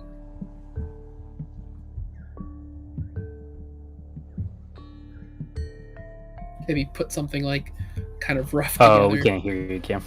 Your mic wasn't coming through. Sorry, I muted to cough earlier. Excuse me. Well, as you have done before, you've used some of your magic to kind of help propel you through the water. And you loosely, at the very least, feel pretty confident in your own abilities just straight in the water. Okay. What do you have anything cool you can do for like I can at least flavor something as going into my geomancer dedication. Okay. Because I can just get my, instead of my 10 feet swim or something, I can get my land speed in the water. And as it says, like, it's like I mess with the currents of the water as I'm in it. So I can like cast a quick water cantrip and then use that and almost like use myself as like some sort of propellant. Okay. So yeah, you focus on your deep connection with the waters, and using some of your magic, you begin to propel yourself, and using the flotsam that you had secured for Shiari, you kind of act as oh goodness, what's that really dumb movie that Daniel Radcliffe did? Oh, Swiss Army Man? Swiss Army You're Man. thinking of Swiss Army Man where he's a fart propellant, yeah. Yeah. Dumb movie. What? That's genius. Yeah, Swiss Army Man is a fucking fascinating film. It's a very interesting film when you look at the deep psychology of it. But when you look at anything just promotional, it just looks like Daniel Radcliffe just ragdolling through an entire movie. Daniel Radcliffe plays a corpse that a guy found, and it turns out he's super useful in a survival setting.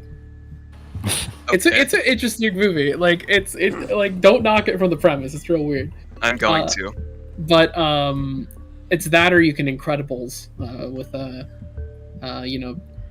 kicking real fast with super speed to be a propeller. Ooh. But yeah, he makes sure that Shiari is like stable on flotsam, like very clearly saying like probably can't swim. It's like, okay, hold on to this. You're not gonna have to really do anything. Just recover. I'll get us to land. I can find it very easily. I could see if I could at least get us a sense of direction. That works too. Kind of like sits up and attempts. But there's not a lot to go on when you go unconscious in a. Yeah. And I assume Adrian can also immediately find where land is. Or at least very quickly. Well, not innately. There's a lot of birds, right? They're flying back occasionally. Though you have no idea where they roost. Some of them could fly for miles, and they do come from different directions. But Shiari, go ahead. Looking at the sun and your general proximity to where you feel like the sapphire cutter is, make a survival sense direction. All right. Oof, not one of her better ones, but that is still a 23. All right. You know the general. You get your general bearing. And if you remember correctly from the map, and even Adrian would know, the closest place to y'all would probably be Besmara's throne, which would be to your east. Mm-hmm. East is probably our best bet. It's near Besmara's throne. All right. He'll get in the right place. He focuses. He casts he's gonna essentially be casting the spout cantrip. It's like kicking off as he messes with the currents that kind of like make the water around them ripple and like bulge out. They then start to move at what would be like a walking rate on land, as the currents around the flotsam you're on, and that he's like in the water a bit, holding onto it, start to just push forward in the direction you indicate. And you begin making speedy movement in the direction of Besmara's throne, as you become almost like a jet ski in a sense, where the water's just kind of curving around you, and you're kind of like a little lower in the water, but moving quickly. And it's about that afternoon. The sun is still up when you see land, and it takes you not too long to actually make it onto landfall.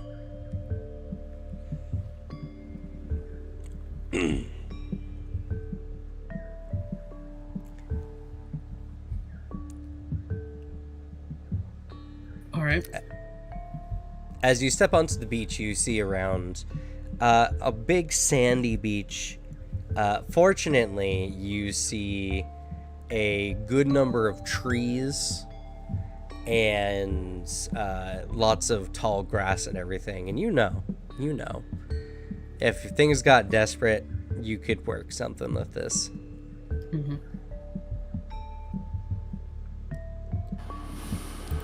All right. You got us here. I'll work on setting up camp. Okay. Appreciate it. As he's man looks exhausted.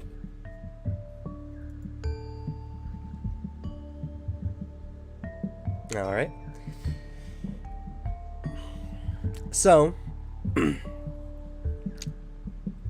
Shiari, as you're going around and setting up camp, you do so efficiently, though you are in not much better condition than Adrian is.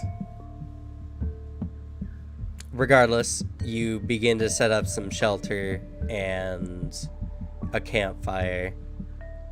And before the night sets, you are able to get a nice big campfire up and going to help dry your clothes and keep you all warm.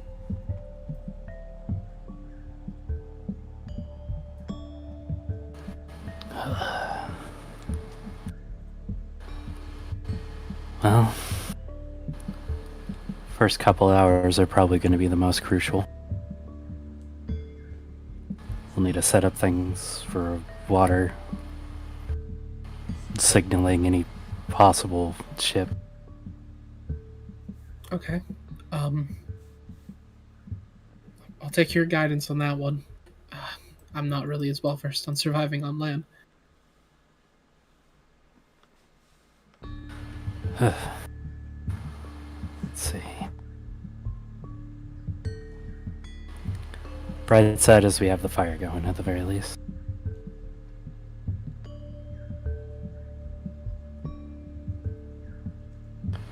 Take the first night to rest, and then we'll hunt and get everything set up in the morning. All right.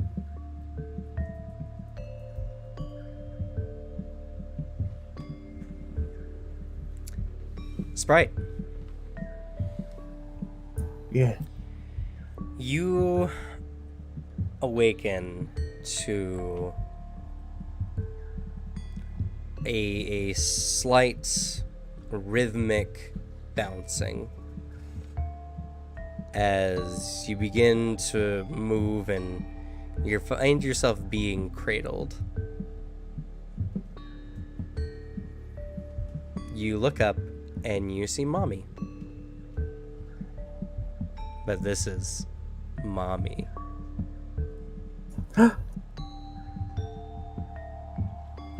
It is dark out. You don't see a lot.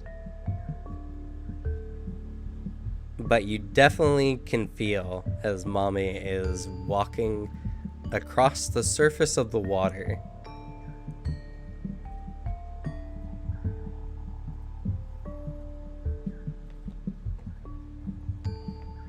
Holding you.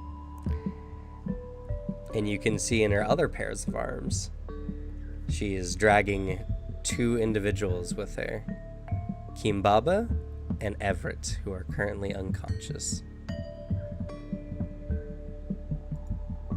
Wow, it's my first and third best friends. Oof.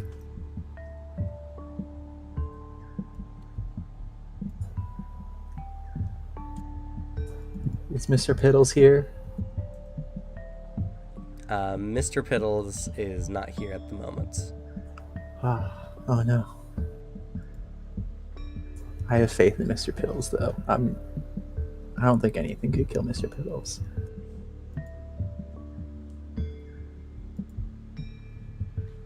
They're both unconscious? They're both unconscious as they're being dragged, as Mommy has 6 pairs of arms and is using a set each to drag both Kimbaba and Everett over the surface of the water, just barely in Everett's case, as Mommy's a large creature. I think being here with the real Mommy for the first time in a long while, I just feel like a nice sense of security, and like I know some wild stuff just went down, but I feel like I can take a breather right now, so I just sort of try relax and try to go back to sleep in Mommy's arm. Okay. You just snuggle in. She takes you. She's just elegantly walking across the surface of the water in some unknown direction.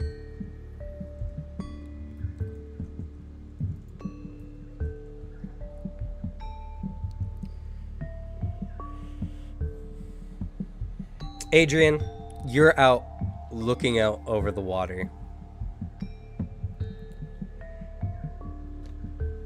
It's been a long day. You don't know how long you were out for earlier. Probably not that long. But after what happened, it's hard to go to sleep.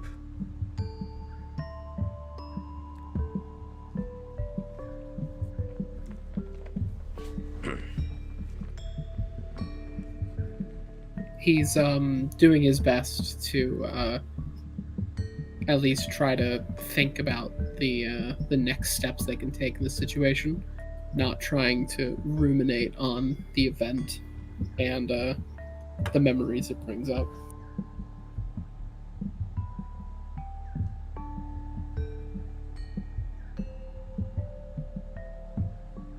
He's also trying to judge like any sort of makeshift ship he can build from the things he has on hand.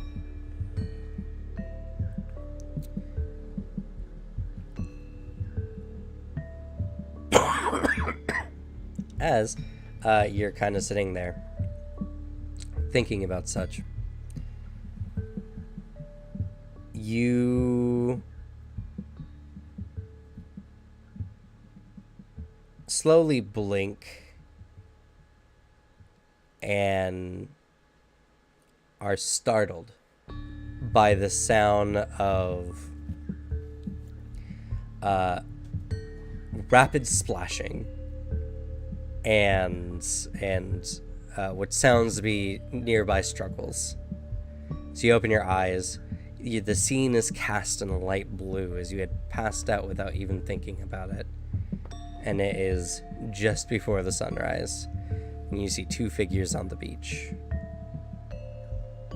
before they collapse. Shiari? Looks. And he like points over towards the beach. You look over and you see 2 women passed out on the beach. It's hard to tell exactly who they are from this distance, as they're both in not great condition. Hard to make out. Better play it safe at the very least. Gets up and reloads the alchemical crossbow and begins making her way over. As you do so, you get closer and closer, and then you recognize who they are as you see Sylvanas and Anne passed out on the beach. Holding hands. holding hands. Kind of looks over them, makes sure they're still breathing. You look them over. They are physically exhausted to the limit. You were lucky. You had Motorboat Adrian over here bring you to shore. These two must have been swimming for many hours to get here. Kind of looks them over. Are they okay? Yeah, they seem to be ours at the very least. Kind of like looks over them. The amount of luck that your faith brings. And she uncocks the crossbow and puts it away. Has Adrian help maneuver them over to the fire. As you are bringing them over towards the fire, you are shocked to see a pile of people placed around it. As you see the large frame of Kimbaba with Everett and a little corgi with Sprite perched up top of it, all passed out near the fire.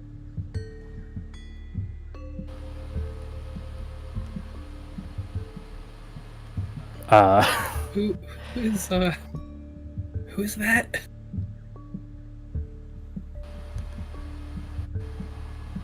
Again, they're all of ours, but kind of looks around for anybody else who may have dropped this pile of bodies here. And you've only been like away for maybe like a handful of minutes. It just seems bizarre. It's like immediately concerning. That's some horror shit. And Kimbaba you've seen before. Kimbaba is a half ogre crewmate they had. Oh, fair. For a Probably second, I thought helps. you were talking about the six-armed individual. No, you do not see That's fair. money. Yeah.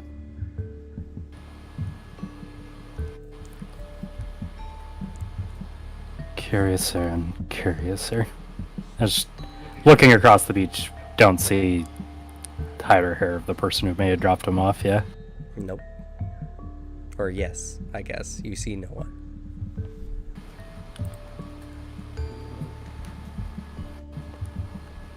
All right. That's good at the very least. Somebody's looking out for us. I don't suppose Fidget's in that set of bodies, and God, we have to lift Kimbaba. Well, luckily, you have someone with a good strength. That's not the point. We're both exhausted, and he's a large creature. That too. They are a large creature. Hey, that's fair. Aren't they at the bottom though?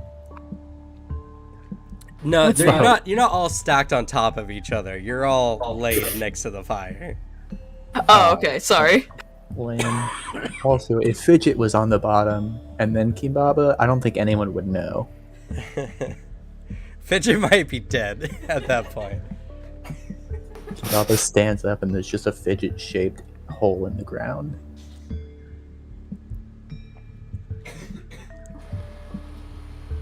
Begins with Adrian's help, of course, like lining people up to be next to the fire. Probably gonna need a bigger fire, honestly. I mean, unless there's more hidden crewmates you have that are just going to start piling up. Well, that's the concerning part. Just kind of like now with like surprise bodies appearing everywhere. Shari's gonna stand up and kind of like scour the horizon, see if maybe she gets a glimpse of Fidget. You do so, and you see nothing.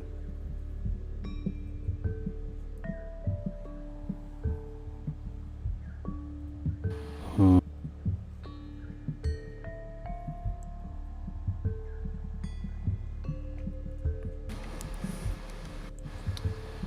This might be about where our luck dries up. regard. Let's see, how many do we have now? 1, 2, 3, 4. 4, 5, 6. Not going to be able to feed this many people, but I can at least help big enough groups subsist while others help.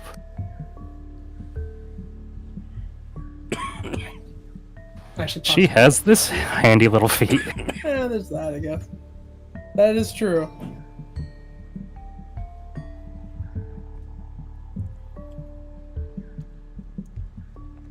It's a good feat, especially in this situation. Go. I can prepare for myself and 4 other people, basically. I think is what it says. I could have swore you were expert in survival. I'm not. I just roll really good. Okay. Oh. Okay.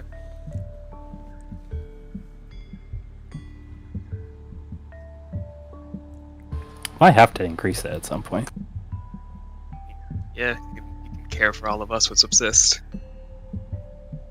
I can always try and help by fishing. I have a trident. I can make the fish drown.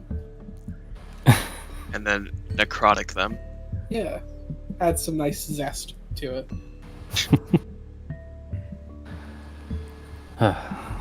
Well, let's get started then. Everybody else looks worse for wear. All right. It wasn't Kimbaba's arm that we found in the water, was it? No, Kimbaba has both of their arms. Okay. Because that would be a very concerning and immediate problem to take care of. Are any Is of it the us missing engineer? our arms? No, it was the other That was, dude. yeah, our previous captain that Anne took over from. Hmm.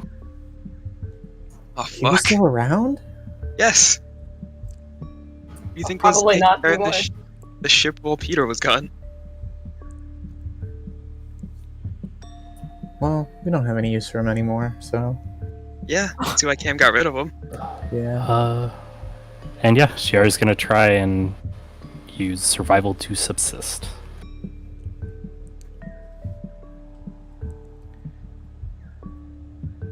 All I right. don't know what the check would be. Is the check equivalent to just what's available and then like your level? The check is going to be based on the area you were in and how available food is, which best milestone actually is relatively easy. So go ahead and make a check. It's going to be a DC 15. DC 15. Alright. Fucking immaculate. Holy I am shit. able Hell to yeah. subsist for equivalently 10 people. Damn, I did it. alright. Okay. Subsisting is a downtime activity, so y'all know. So, as long as Shiari is spending a significant amount of time doing so, y'all don't have to worry about food. Which is good, because none of you necessarily carried rations, because the ship pretty much had them all on it, so... True. Even if we did, rations would be waterlogged by now for who knows how long since us being in the water. It's fair.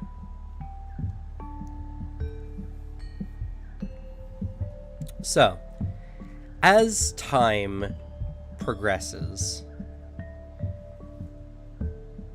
eventually everyone begins to wake up and realize the situation. And when everyone has, eventually woken up, you're still missing Fidget. But you need to all converse and decide what to do next.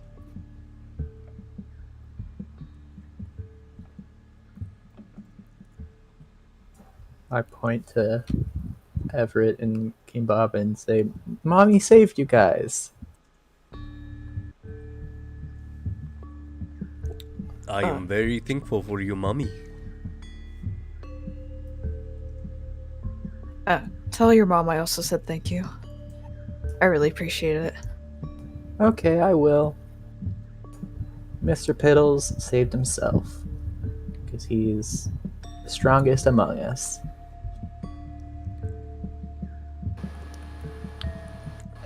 Mr. Bell just looks up at y'all, happy.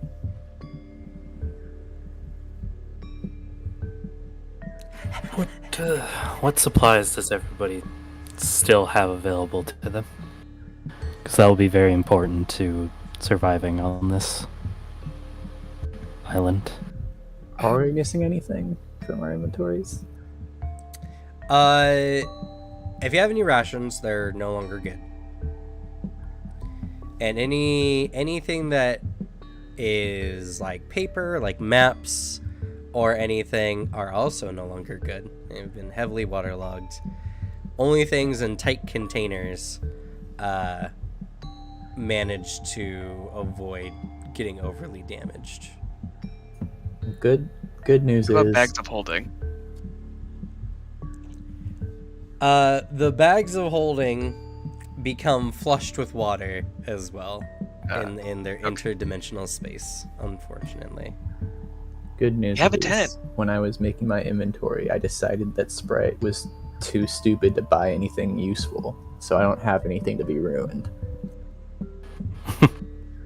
I have a bag of holding, but it's completely empty, other than the stuff we got from killing the Megalodon. The sad part is that means we've also lost our 400 gold pieces worth of shark parts from the Megalodon. Oh, Did we? Yeah. I had it in my bag of holding. Rough. Oh, if it's in your What bag about my of holding, then you Megalodon should be fine. gallbladder? That should be in there too. Is my Megalodon gallbladder fine? Well, at the moment, no, because Fidget's not here. No, the gallbladder's in my bag of holding.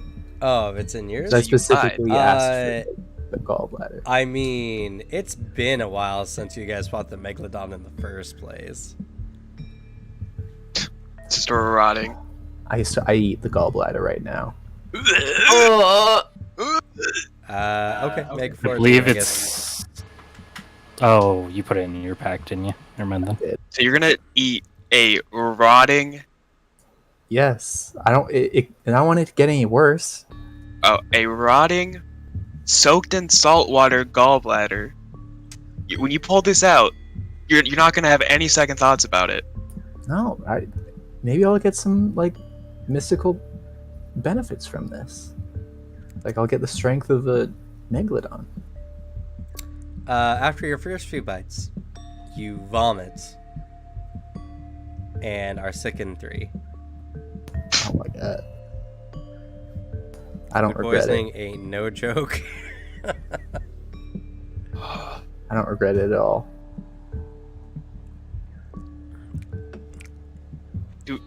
You know? Okay, yeah, I managed to keep down from just the smell. You've gotten Sickened is stronger, bad. Sylvanas. Sickened is Yes. so bad. Yeah, it is. But we have a tent for 4 people. I would say please refrain from doing that for your own survival. Doing what? Eating rotting parts. I stop myself as I'm going back for another bite. You cannot eat while sickens. Oh, dang it. It says you cannot ingest anything. I put the rest of it back into my bag of holding for later. Alright, so there's a couple of things we're gonna need to do. Food is a main priority as it will keep everybody's energy up. We are gonna need to set up a much bigger bonfire as a call for help and maybe a sign if feasible that can be seen from the ocean. Are we like super hurt? Yeah, most of you have had a night to recover, so as per normal, nightly recovery, you gain your level in your con modifier. Level times con. Minimum 1 for your con, so. Nice, I have 13 HP currently. Okay, I have 6. What? I should- have Level times con, right? Yeah, Yeah, I'm level 6 and I have a con of 2. that's 12. So not 12? 13. Oh, you mean Yeah, 13? well, I assume Nah, I have the yeah, 1 yeah, hit point yeah, for yeah, being yeah. conscious. Now you got Oh, it. we You got get it. said- one on top? You said I was No. at 10 earlier, right? You were at 10, yes. I'm cool. I'm at 22. I'm just gonna go around and start healing people, I guess. Because I just heal people with mud. Okay.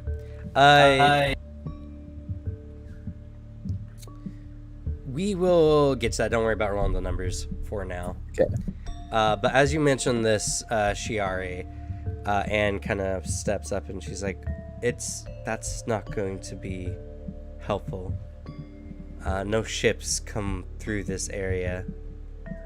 Or at least not regularly. And even if they did, they wouldn't be anyone who'd want saving us.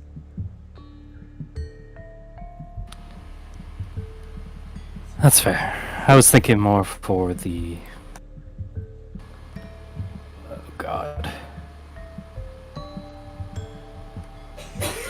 Well, even if they were coming in to eventually find us, it would still be quite a bit at a time.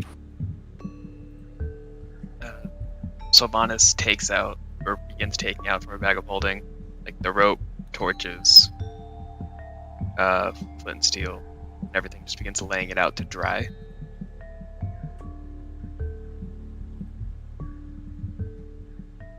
Load my bombs, my grappling hook. It's everything actually, and just leave it out to dry. Okay. Make sure to properly mark the caltrops, because I don't want people stepping on those.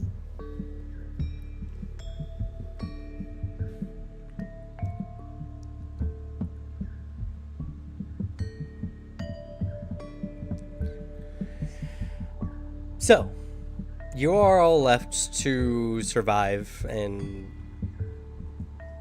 do whatever you believe is best next. At the very least, you spend a day or so getting yourselves put together.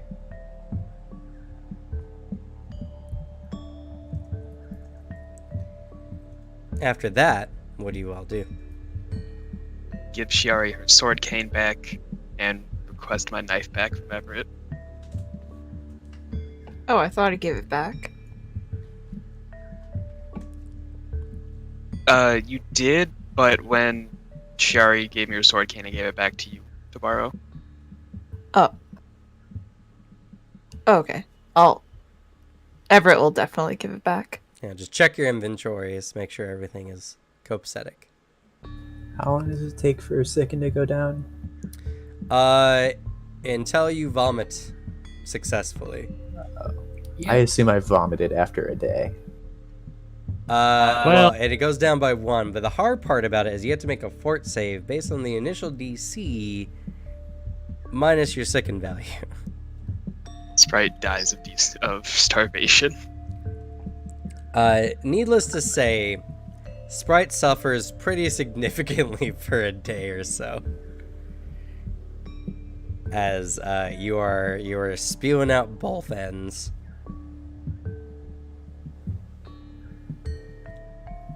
Food poisoning is nothing to play around with, kids. Do It's not just eat me rotted food. showing all of you that in this serious situation, making one small mistake, it can be detrimental, extremely detrimental. This is a cautionary tale for you guys. That's why I did it.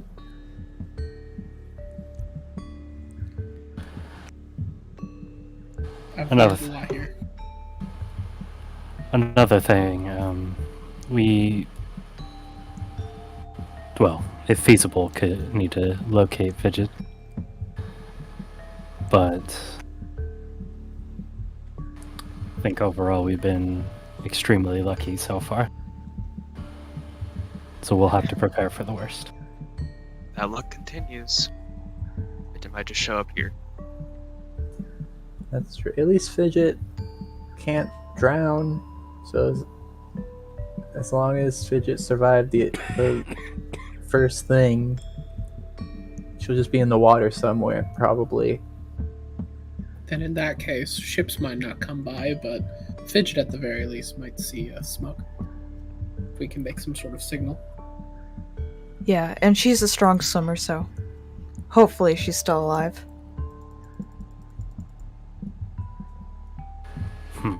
There's not much we can do.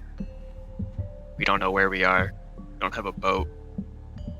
There's not much we can do to search for her.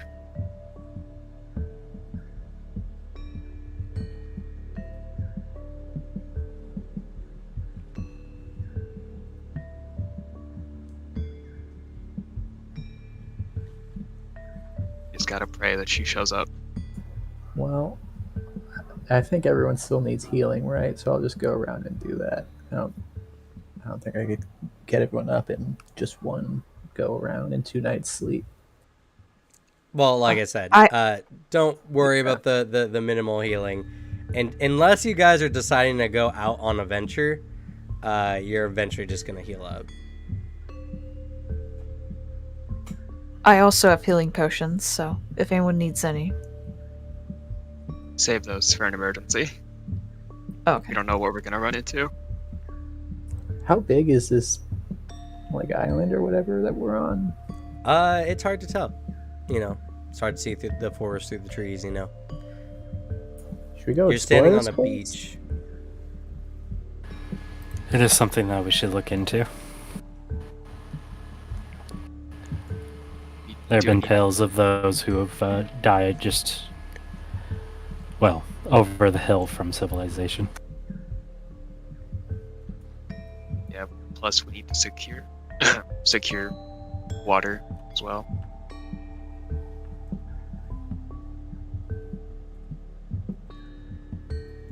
You can actually get drinkable water from seawater if you set it up right.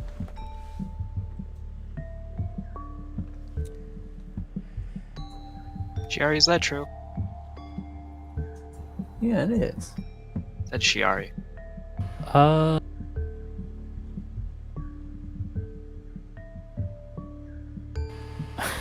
guess I could roll survival for it. Just have to set up this sort of little tiny contraption where you put like a cup of seawater into like a tray or bigger bucket or something, and then put like a covering over the top so that it'll the seawater evaporates, and then the water vapor will condense onto the covering and then drip into the larger container, and that'll be drinkable water, and all the salt will be left in the original cup. Honestly, we'd have a better shot with rain. It's possible. I mean, it's doable. It's just lots of work. When also we could just find a stream or river or something. Though if we run out of options, it will work. Well, and speaks up again. If I'm right, we're on Besmara's throne. There is a settlement here, but we would have to travel deep into the island, and it's already known for its predators.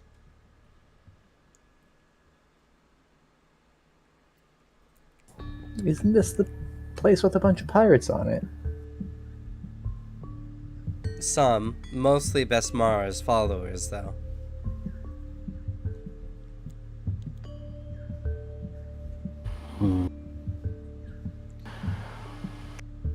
For those of you who were on the ship at the time, so Adrian excluded, you remember passing by the entryway into the Holy Isle and seeing the large group, or the large cliffs that surround the majority of the island, and the individuals who would shout and throw things at anyone who got too close by.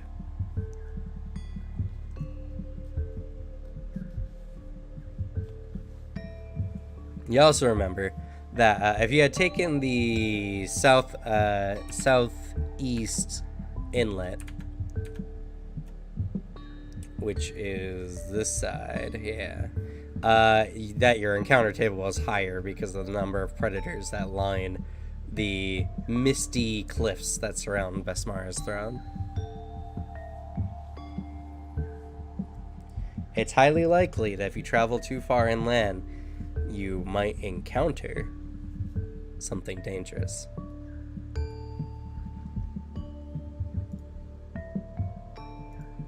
Then we at least need to make sure that we're all ready, rested up, covered, and can give enough time for Fidget to find us. Yeah, I don't think we can make it just yet. And he looks to Blossom. Huh?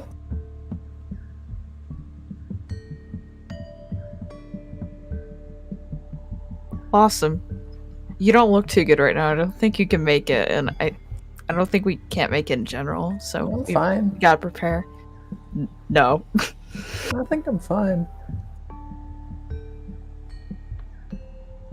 Blossom It would be does not best if look we fine. rest.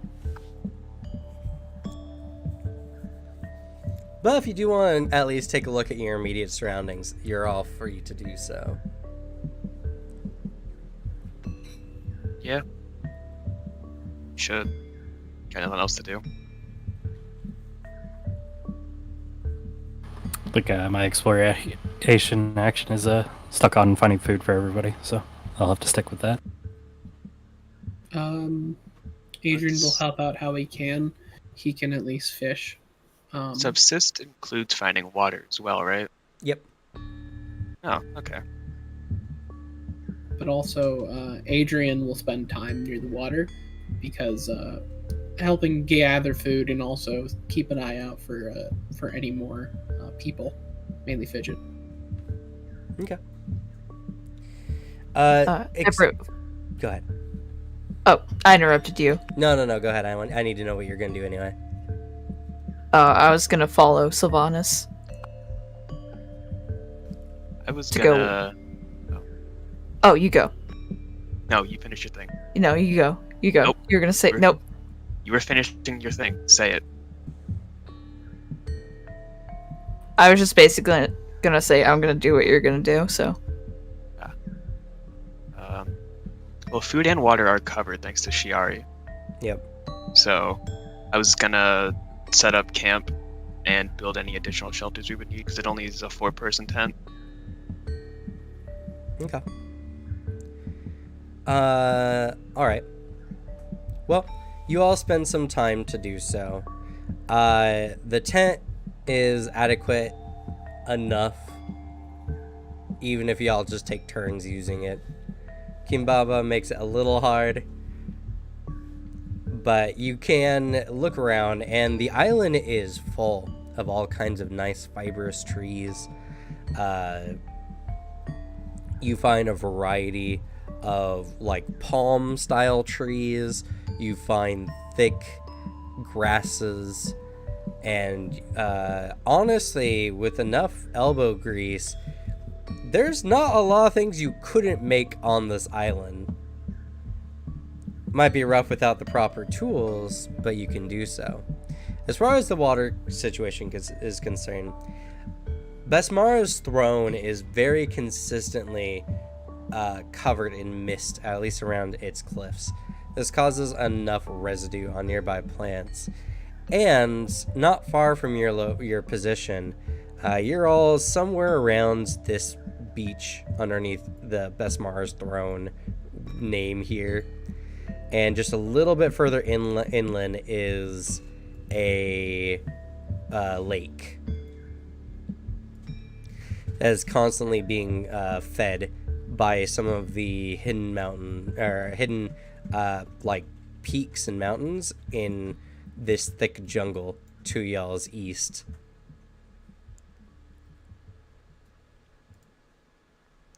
But yeah, given the amount of supplies available, you all could make even a vessel if you put enough time into it. Not a good one, but you can make something that can go BC worthy.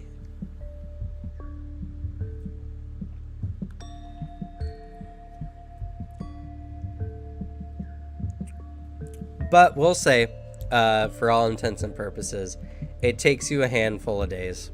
We'll say almost a week has passed, allowing you all to regain your strength, putting you at max health, and building enough shelter and setting yourselves up to survive on the island, which at least currently seems easy enough.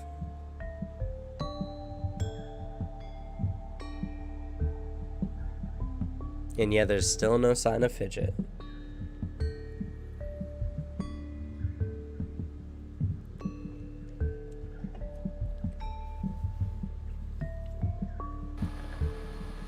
All right. Everybody is up to strength, yeah? Yep. Yeah.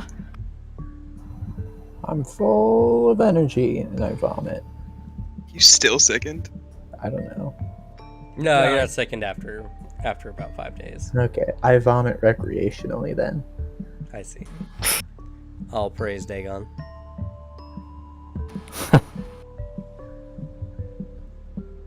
Dagon the giant fish god, not Dagon the masked character. Uh-huh. Oh. I guess he was known for throwing up in his mask too, huh? He was also known for vomiting. Yeah, it's strange coincidences. Just hail them both. True. Hail the immortal. It's about time that we begin exploring and heading to at least some sort of civilization. Oh, I guess I should also mention, this is a great time for downtime. If anyone has any downtime or retraining they'd like to do. I do.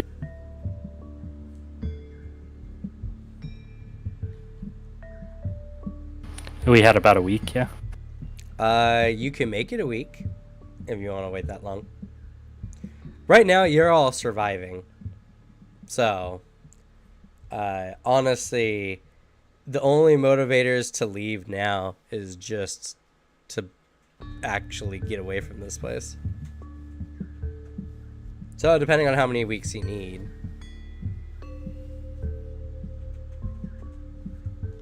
I could spend 3 weeks, and we can get me my champion's reaction. Wait, so if I take a class dedication, can I retrain out of that?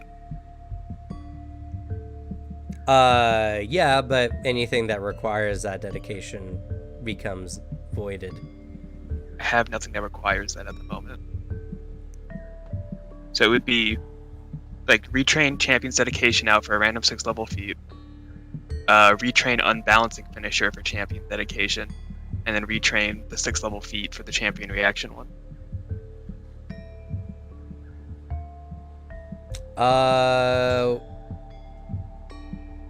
I'm gonna say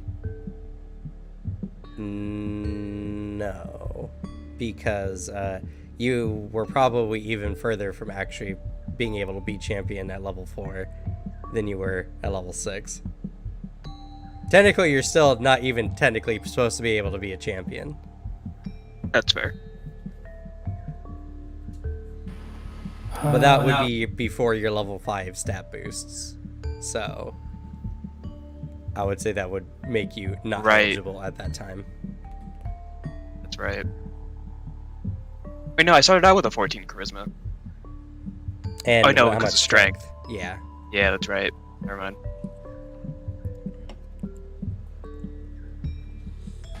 Anybody mind a 2-week stint? No? No. Fine by me. No. Alright.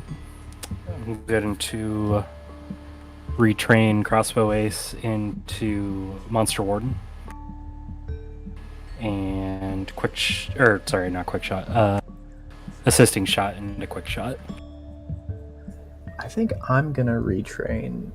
I'm gonna retrain out of Ancestral Paragon and lose my catchy tune, and so I keep both of my first level. It's like retrain my catchy tune into one of the first level heritage feats that I would get. Okay. So I just lose Catchy Tune and get a 3rd level general feat, basically. Well, yeah. Yeah, but a lot more than that.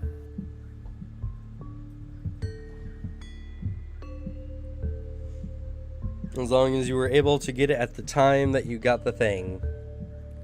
Yeah, I am. All right.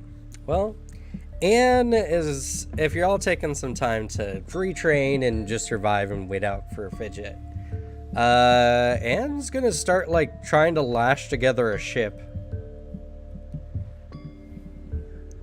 Might not be a big one, but she'll spend some time. I'll help her. Same. All right, well, if you have crafting... Does sailing work? I can help. Sailing lore, I guess, could work. I At learned least for how aiding. to. I learned how to make a boat in school. Academia lore. Doubt I would say for Or aiding. gossip. Yeah.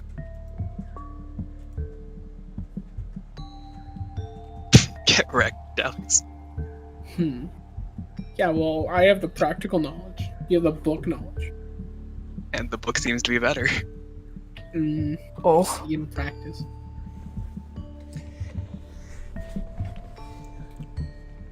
Okay, you're both at least capable of aiding.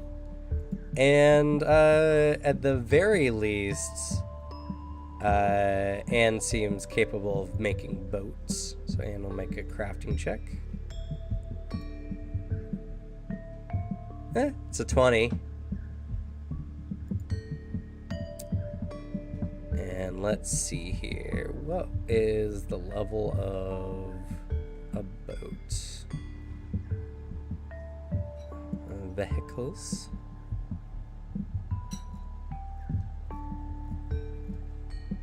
Alright, there's a rowboat.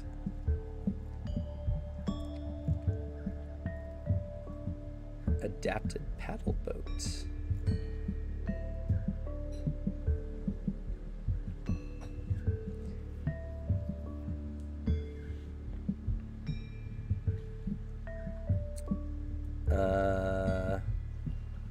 Not a cutter. Though a cutter is pretty close. No, a cutter would be about the right. Okay, so it's a level 6.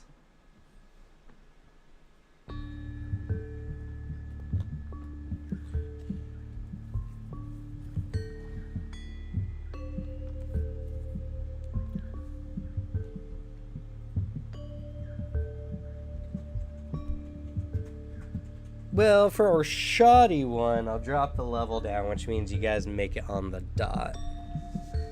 Oh.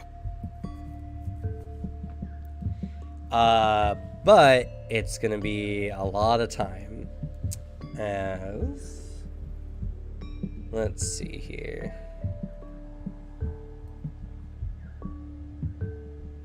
I'll even cut the ship's price in half, considering you're making a not good one.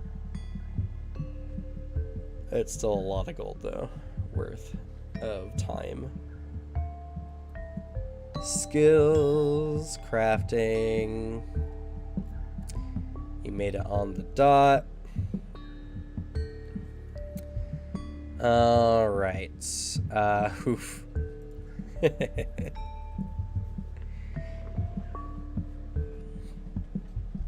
It's gonna take y'all some time.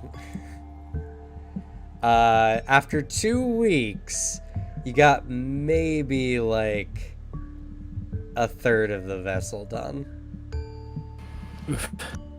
Oof. Damn. Could I come over and help? Nothing. Well, yeah, sure. Go ahead, make a roll.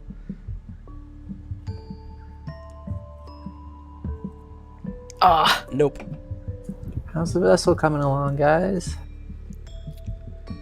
I mean, it's looking good. It's got like the main floor down. A mast is kind of getting set. You still need to kind of make the rest of the framework, but given enough time, You might have a seaworthy vessel. About 2 weeks in to your stint here, Anne has asked for Sylvanas to help her look for any flotsam that might be on the beach, as getting some rope or anything really would make this much easier. We need a rope. I offer my 50 feet. You just need some more. You're just looking for whatever, might be on the beach. Yeah, I'll join her. And as you're both looking around for whatever you can scrounge together for the ship, you see Fidget. Unconscious on the beach. I run over to her.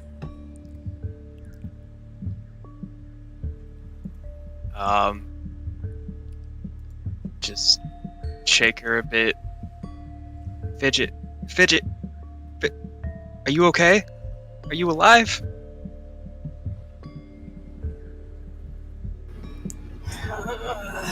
It's too bright.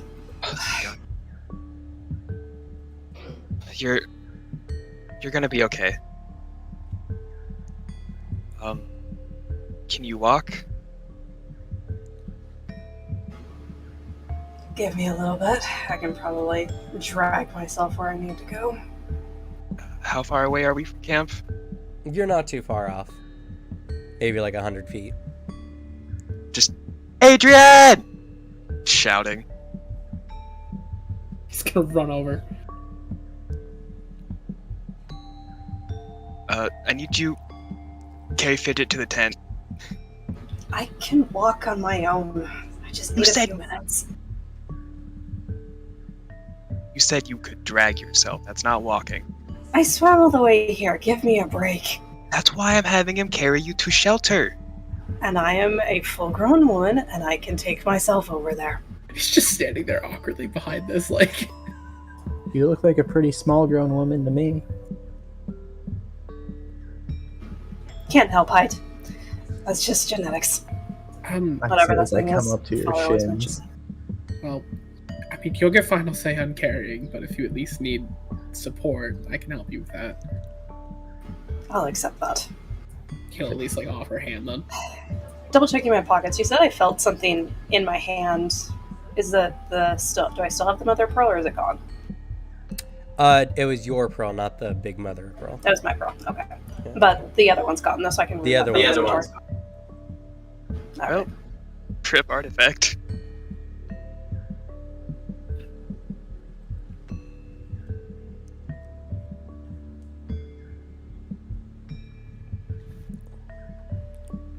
Just... Well, we have camp made. Been working on a boat. We have food and water. Glad you're okay.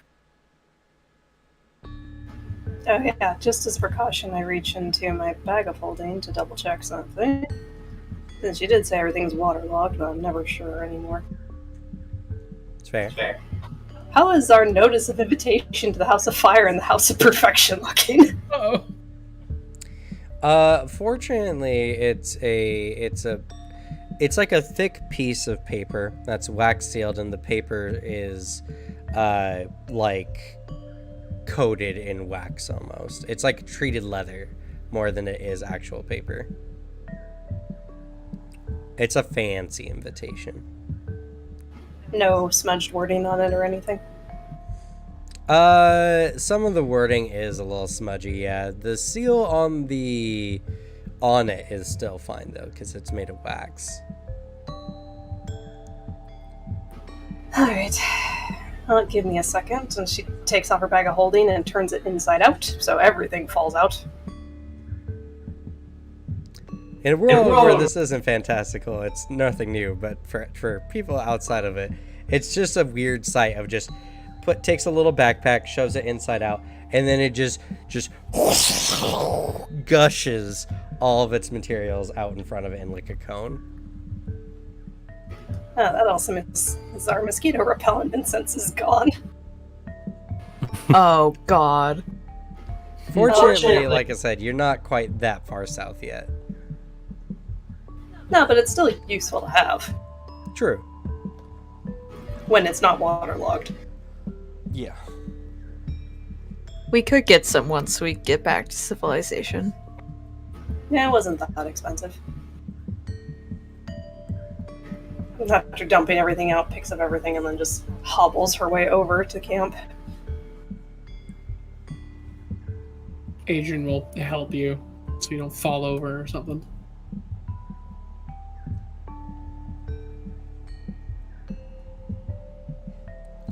Well. Sorry. I have a question for the GM. Would I be about 1 hit point for this? No. Besides being super groggy, you're at full health. What? I mean, it's been 2 weeks.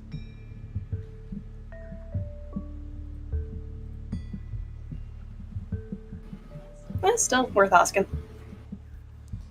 Well, the strange part to y'all is Fidget washed up 2 weeks after what had happened.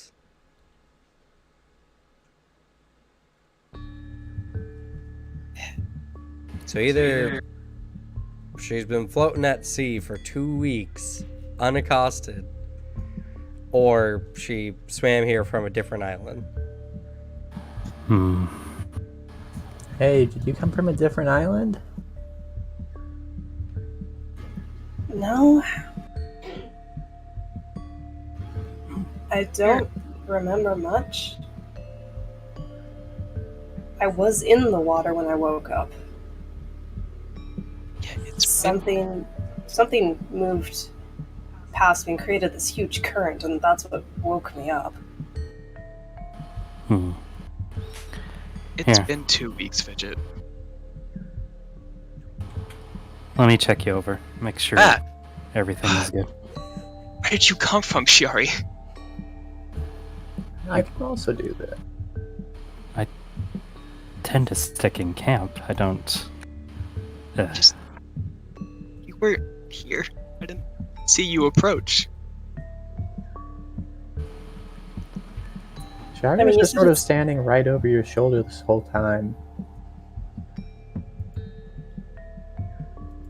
I mean, it's been 2 weeks. Just motions to the shelter. I thought you guys would have been used to her sneaking up on you by now. And by the way, Yeah, Fidget, this we does get not used feel to it. like 2 You weeks. get used to it. Oh no, she's just going off what everyone else says. She's still sitting in that weird haze of it doesn't feel right. Shiari is gonna look over Fidget. I'm gonna help. I can use nature for this. I think that applies, right? I think that's only when you're applying first aid. I don't know.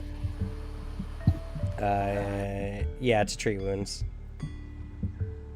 That's okay. I'll help anyway.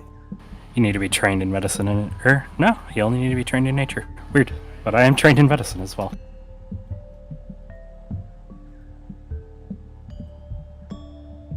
Whoa. Nice. Oh, Besides Fidget's clothes being not in the best condition, Fidget has nothing seriously wrong with her.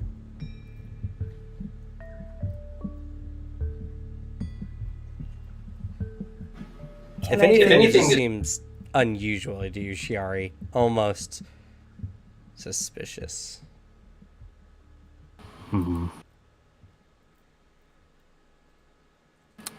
Doesn't look to be anything in particular wrong with you.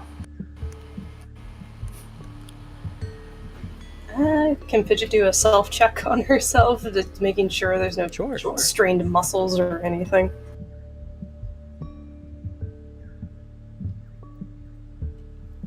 Okay. Looking yourself over, you physically are not injured at the moment, but your body definitely shows signs of it having been sore before. And your clothes are not in the best condition, tattered in a lot of places for sure. And very water damaged.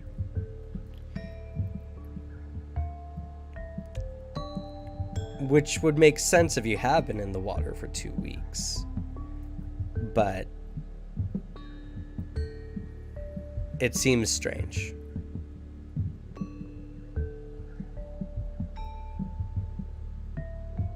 And more curious, yeah, why were you the only one who was out for 2 weeks? When everyone else, especially those who took the blast, you know, at the same proximity, have obviously been around for enough to get some of a boat going.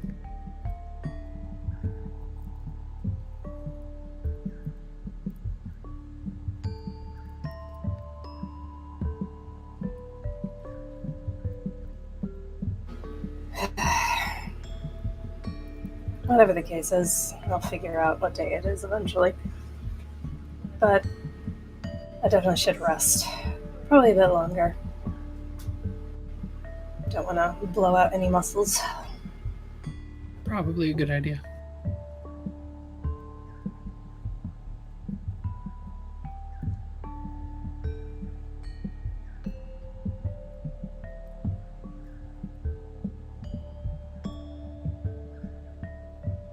So, taking some time to rest.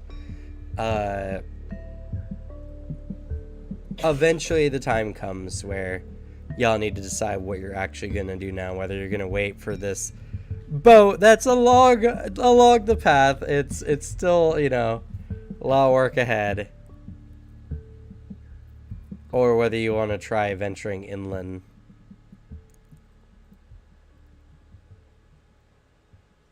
We've been told, like, the natives aren't friendly, right? Well, This a is little bit, Vesmara's yes. throne. But also the island is known for its predators.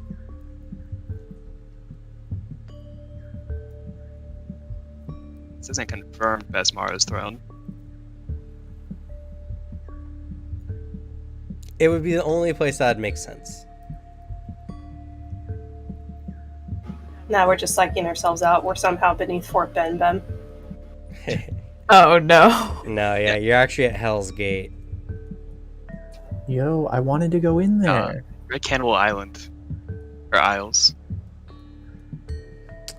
You're actually in Jalmaray on the other side of the Oh, on the fuck. other side of Garen's. Oh, we should go to Raptor Island. I wonder what's there. Hope it's not raptors. yeah. I want to go to Cannibal Isle because Yeah. I feel like it's morally acceptable to cannibalize a cannibal. And I It's actually kind of like want to try it. double illegal there. You get put in jail twice.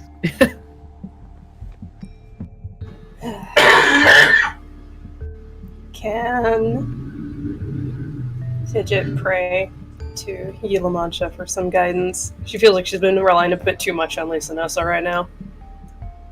Sure. Make a See which direction to go.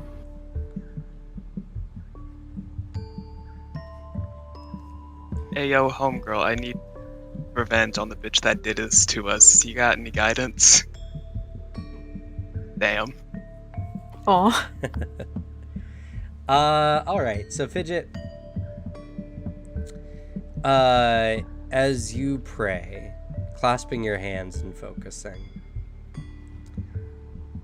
you get nothing.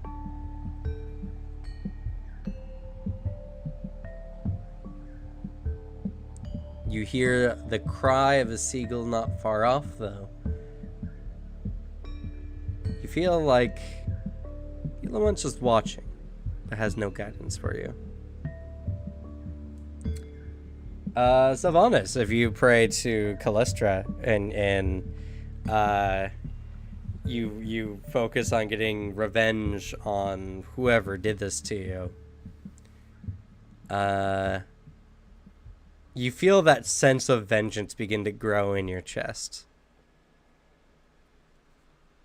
You really weren't thinking about it much before, but now that you're actually, like, focusing on it, fuck whoever did that.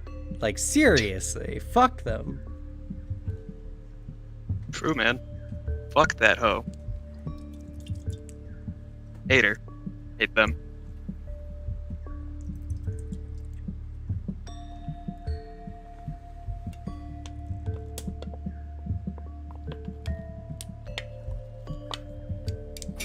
I don't suppose anyone saw what caused the blast, did they? I didn't. I wish I did. I didn't see anything.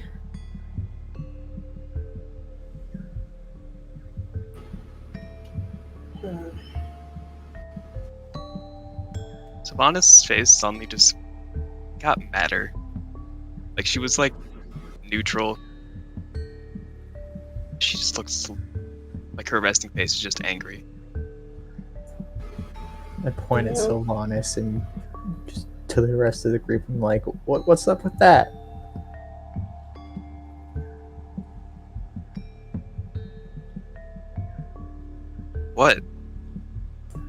What? What is that? Why are you doing that? Doing what? Let's make a comically angry face.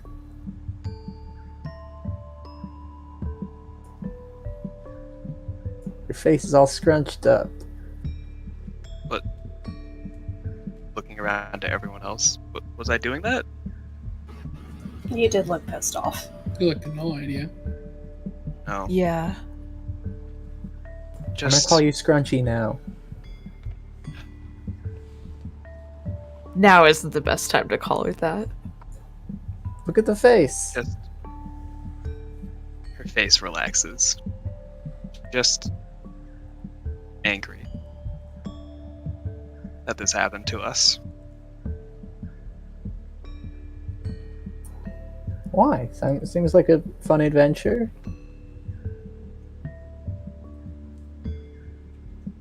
Only really because majority of us are fine. Luckily, we could have died easily. Yeah. Nah. I'm pretty sure I was always safe. Savannah spits at Lurson, Ah, trying to actually hit them. Or him. Alright, before we start tearing each other to pieces, we need to figure out what we need to do overall. I personally am all for trying to get in contact with Willowgiff, because he needs to know what we found. Absolutely love to. I agree. That's the best plan for now. But how are we gonna do that? I don't suppose anyone happened to find the radio while they were looking around, did they? No such No. luck. Saw nothing to do with the ship. Well, then our only other option is to maybe try to aim to head to the Magambia. That was the last place they were, and maybe there's someone there that can help us get a hold of him. Oh wait, no, they should have tried to return with Peter by now. We never saw him in the sky. Nope, never saw him in the sky. Damn. maybe s- they got blown up before us. You also have to remember that the ship has been maintaining a pretty safe distance away not to attract the attention of unsavory sorts in the shackles. That's fair. But I mean, they would have had to get in range to at least try and communicate and teleport Peter. That's true, but that could still be above the clouds. I don't know what's range.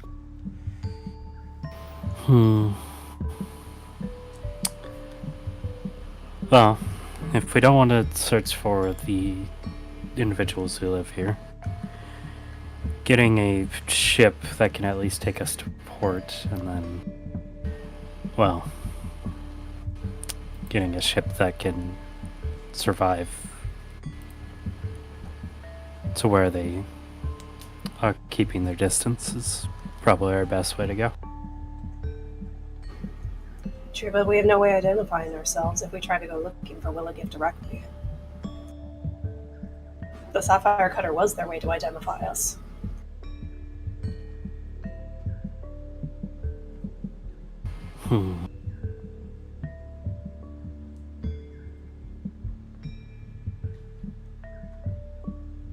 So did Sherry not speak up when we asked if we saw who did this to us?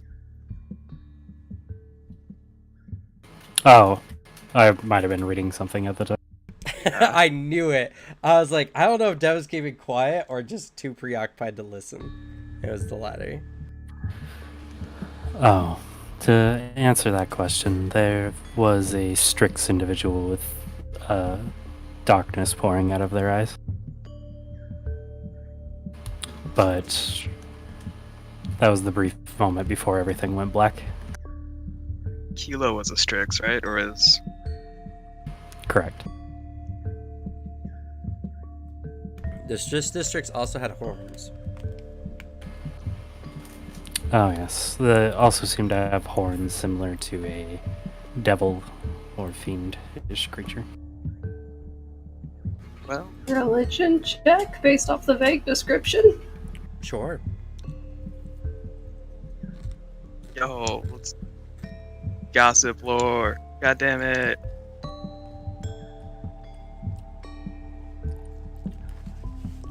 All right. Well, technically both work because gossip lore is a lore skill. But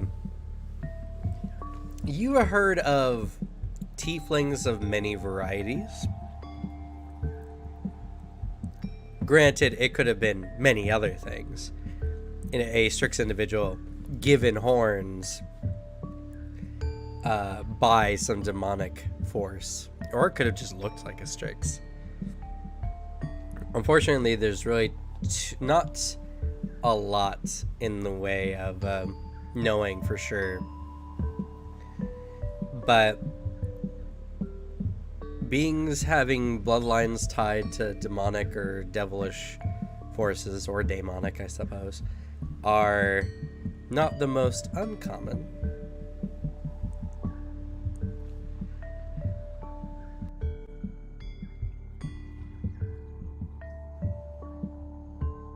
Though whoever this individual was of a very significant power.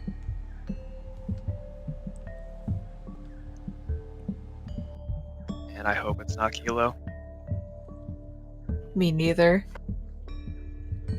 I mean, there's tons of other Strix-like creatures out there. I know. Nah, just Kilo.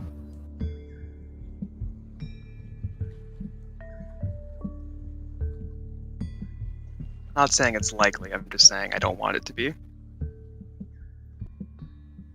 Same.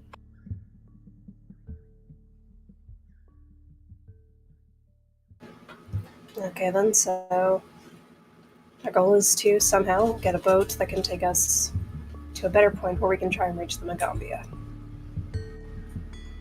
Unless we have any other alternative plans. We can try to flag down the ship, but that's a long way to go, and I personally would like to avoid Fort Captain Ben's ghost at all cost. We are on Besmaras. Sail to Motaku Isle. Here. Make our way up to Quint. You know there's a port there.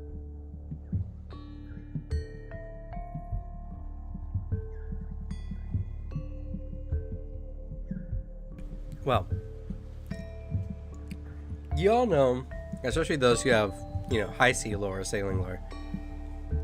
If you do lash a ship together, you don't want to be on the ocean that long. And most of your experience on the ocean would verify that.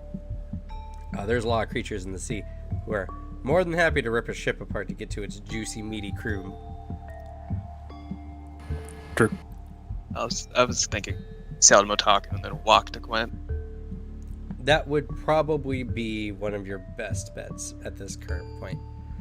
Unless you want to try traveling inward to Queen Bess, which is the only settlement found in Besmara's throne, but it's not known for its vessels. Anne seems to know a lot about Besmara's throne, actually, and she lets you all know that Queen Bess is a small pilgrimage town where the various adherents of Besmara have to make the voyage, which is like their special pilgrimage, and they have to come inland and stay here and visit the Holy Isle before going back out to sea. I see.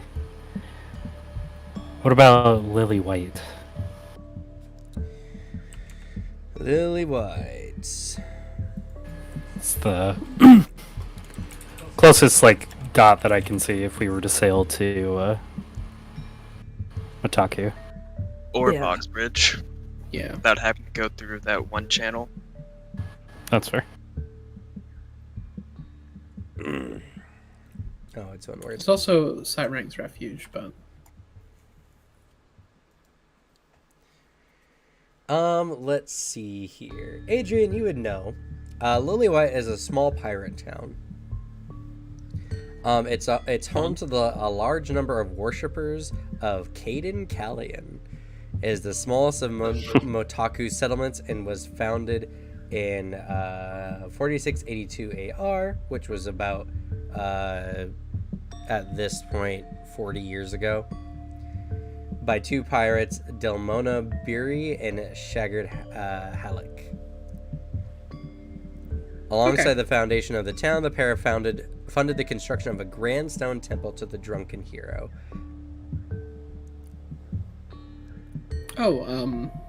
Lily White's a pirate town, primarily filled with worshippers of Caden Callian.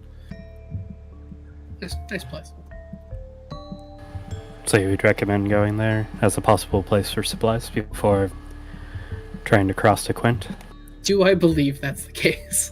It is a As pirate far town. as you've heard, the whole town is just full of drunk pirates who don't want to pirate no more. It's not full of a lot of very, well, reputable, sure, but not very, what's it called? Reliable people. Yeah. If you're trying to get supplies of alcohol, maybe. Which, to be honest, is one of the primary things you need on the sea. I see.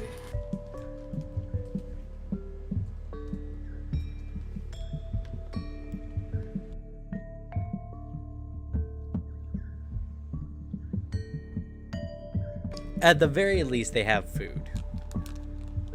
Yeah. We'll be able to get some food at least. But, just be warned, it's a pirate town still. Well, That's fair. The bigger issue is just we can't just rely on what we find because there could be just a bad day. Plus, as we keep adding more mouths to feed, things will get harder and harder. it's a pirate town. Luckily, we have these to hold her Megalodon tooth. That is true. True, but doesn't mean we should be flashing it at every single person. If we're not careful, that could just be an insight to start a fight. If you just wear it proudly and not show it off, you shouldn't cause any problems. Just don't wiggle it in someone's face. Just planning on it. And Adrian actually, he has a few megalodon teeth like around his neck.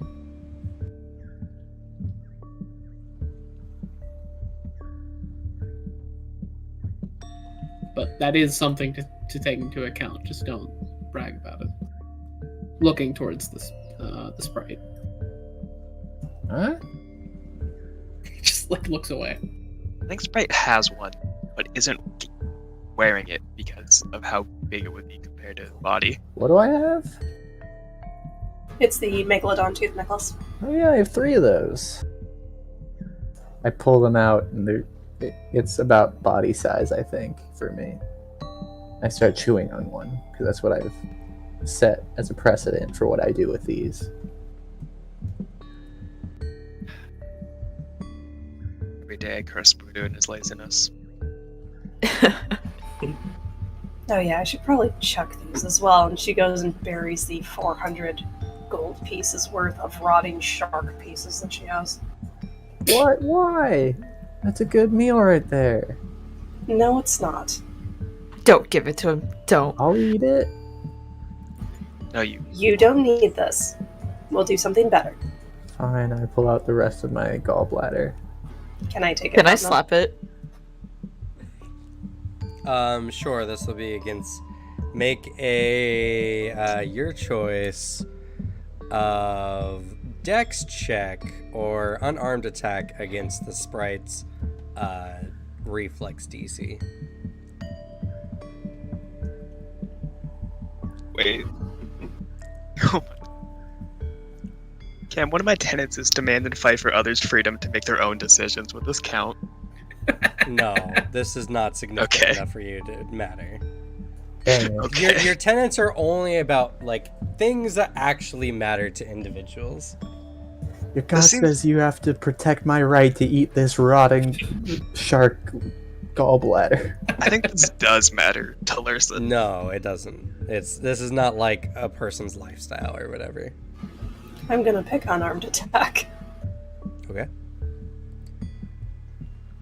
Hell yeah! Yeah, you're just like you see it, and your motherly instincts just kick in, and just with an open hand slap, just you get a handful of jellified meat, slap it into the hole, and you kick it over. No, my gallbladder. Wait, what about the eyeball? What? Okay. Eyeball? I had a megalodon eyeball. I was gonna have it preserved. I think you were in the process of preserving it, weren't you? It Was was it ever- preserved on the ship, but it's big. And you know what? I'll say you still have your megalodon eye Okay. in a jar. Too much of a coward to take it away. Need to turn that into a Uh. giant megalodon marble. Oh, what's its bulk? The jar is one bulk. Okay.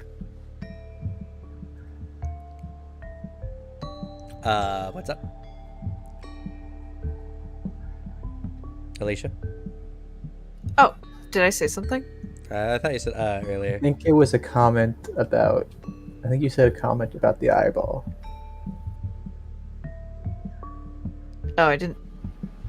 I don't remember. It's fine. No, Alicia was also throughout the wanting to slap the gallbladder away. Yeah, that too.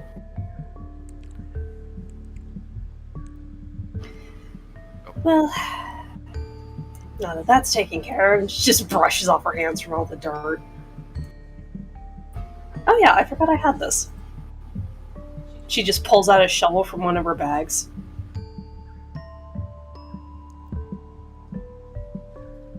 As she has in every need pack. Nice. I fall Oh, to yeah. my knees and mourn the loss of my half a gallbladder.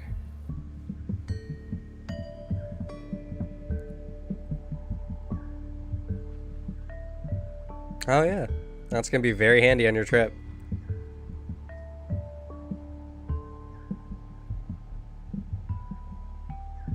Well, now we have a shovel. And she just drops it in her bag of holding. Oh yeah, we also have a ladder if we need it. I could use a ladder. I'll hold on to it for you for now, just because of how heavy it is. You think I can't carry a ladder?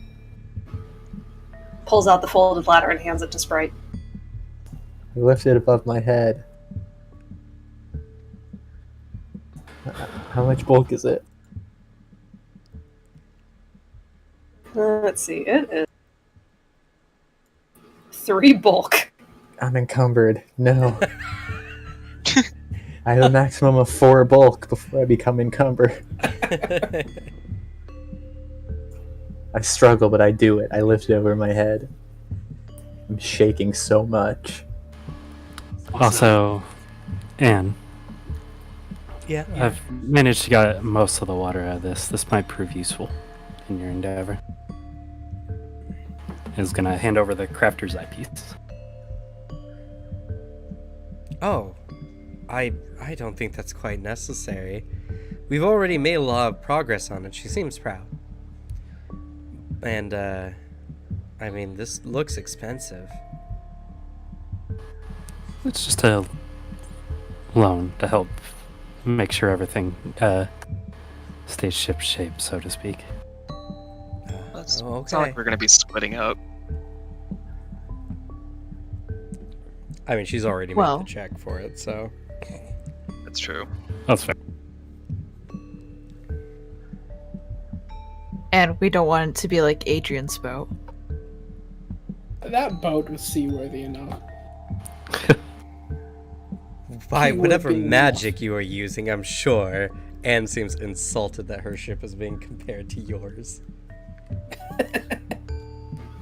I don't suppose a repair kit would help out Anne and her crafting of the boat, would it? No. Darn. Unfortunately, at this time, it's just a matter of time. Yeah. Crafting takes time. Alright, so we have a third of a ship after 2 weeks, so in theory we have 4 weeks. You know, we another month Oh, before the no. ship is probably done, yeah. We could go at least see if we want to brave the wilds. Maybe that settlement could have something. I'll go look in the forest or whatever.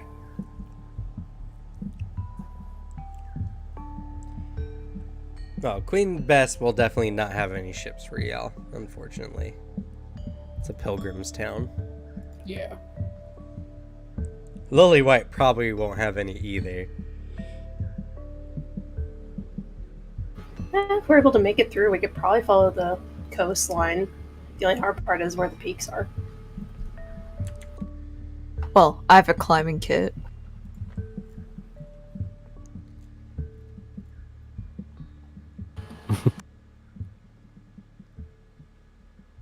Yeah, unfortunately, this is the smallest vessel that could be made for y'all. Because if it was a rowboat, only 3 people could fit on it.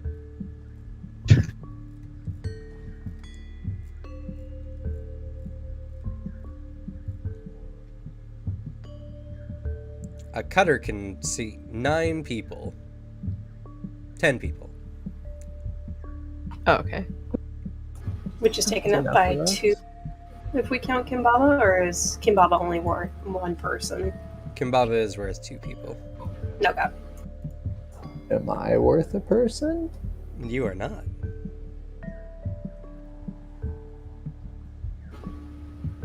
Damn. That means you and I can share a seat.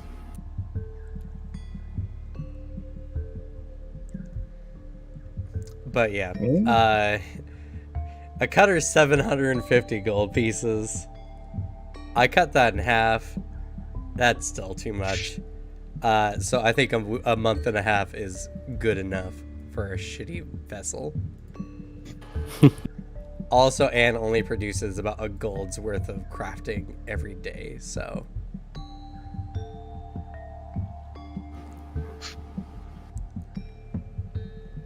Oh yeah, Anne. You thought we were gonna name it.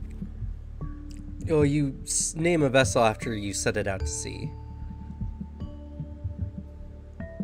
Oh. I didn't know that. Well, most things are unsure, especially here in the Shackles. Children aren't even named before they are born. And some don't even name them for weeks after that, just to be sure. Naming things have a lot significance here in the Shackles. They say names have a way of getting back to you.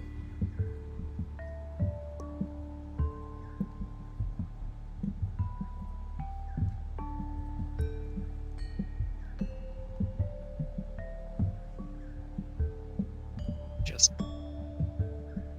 What do you mean by getting back to you?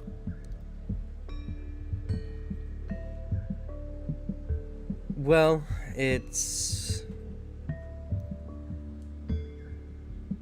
I told you, gotta be careful with names. They say if you name your vessel, then you're doomed to sink with your ship. But if you refuse to name your vessel, then the waters won't treat you kindly either. It's the bargain we make with the sea itself. I could probably figure out a way around that. Adrian's just like nodding as Anne's talking about this. What if we give the boat one of the names that I've taken? That way, we're technically not naming it, we're just giving it one of the names that I have, and then so we won't have to go down with it, but also it'll have a name, so the sea won't be angry at it. I don't think the sea can argue semantics, so that might still be naming it. What names do you have? I have a lot of names.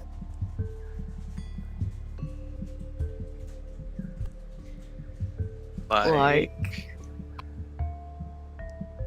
You want to know my names? Do you want to know the ones I got before I met you guys, or just after? How about both? Well, obviously I have Sylvanas. And Lies. I still have my name. there's Shiari over there. Shiari That's also- Ravana. I got Fidget. That's one. Everett here. Everett Burke, you know. Got Adrian just recently. That's a new one. You've been stealing our names? Yeah, I told No. you. I told you I was gonna do it. And If Larson has your name, why do we still call you that? So technically, no. because you gave it to me and not mommy. If you gave it your names to mommy. So you don't have it. You just I do. no, Yeah. no. Watch this. I turn to Kimbaba and I say, "Hi, I'm Sylvanas." That's just a lie. I could just say, "Hi, I'm Larson." Hi, Yeah, because I Mommy. gave you that name. hi, I'm Mommy. That's not a name. Hi, I'm Mr. Piddles. Mr. Piddles. It's again. That's just what I call him. It's not his name. Hi, I'm Adrian. Hi, I'm Yeah. Anne. This is I what was I'm never saying. You guys are giving out your given. names willy nilly like this. This is the consequences that you guys are refusing to take into account. I never took the name. This is just I'm lying to you. It's like you're lying to us. No. You don't have our names. Yeah, I do. Sylvanas, you're not going to No. get anywhere arguing with the names. Got Fae have their own way Joseph. of doing things. Got Jagadath. I got Peter and Bluton. Got True names are strange things. Jitai Koren. Got that Oliver Stanwyck. I got a lot of them. Didn't take Kimbaba's name. This is the thing. I didn't take Kimbaba's. I didn't take Anna. Well, back on naming vessels. The whole going down with your ship thing is only if you are, attacked at sea. You can sell your ship or abandon it, honestly, without it. Though, granted, when they say names always have a way of coming back to you, and it's almost as if you're fated to meet said vessels again, and oftentimes with new crewmasters. That's pretty interesting. I nominate Adrian Havelock for this ship's name. You're not even helping making it. Yeah, We'll I name am. it when the time comes. Yeah. We don't name things before they set to sea.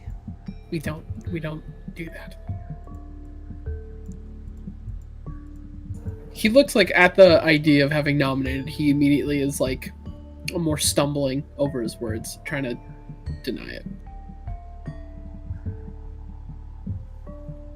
Anne looks at you and she gives a puzzled face.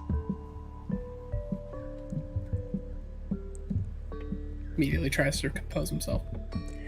Anyway.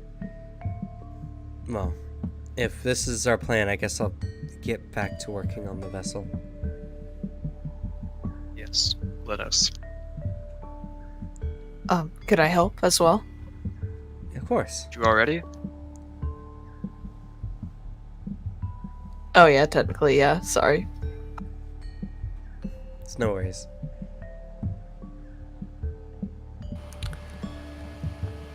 Alright. Back on the food grind. Oh, I can yeah, go I'll begin fishing working. again. Fidget, what are you doing on the island now that you're here?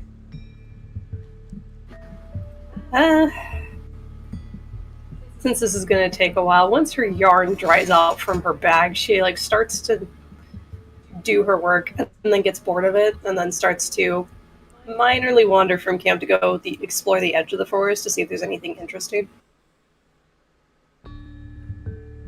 Okay.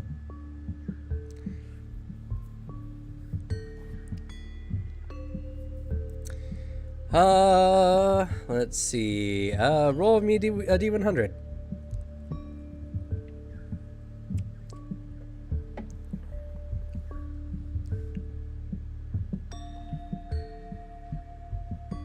Okay.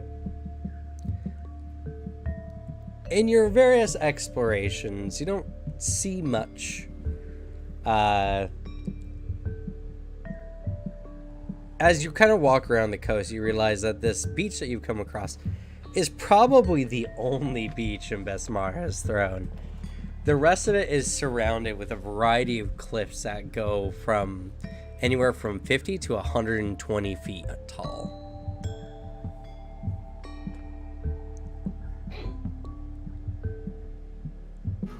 Does there seem to be any flying creatures on the cliffs near us? Like relatively near, no. You had to go quite a ways before the cliffs start getting massive enough. And unfortunately, even if you could see those cliffs, they're often covered in a light mist.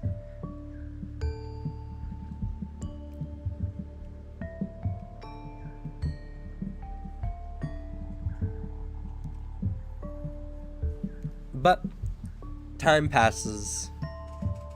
If anyone has any more downtime they wish to do stuff with, you have another 4 weeks. Yeah, I'll retrain deception into performance. Okay. I'm retraining performance into nature and stuff.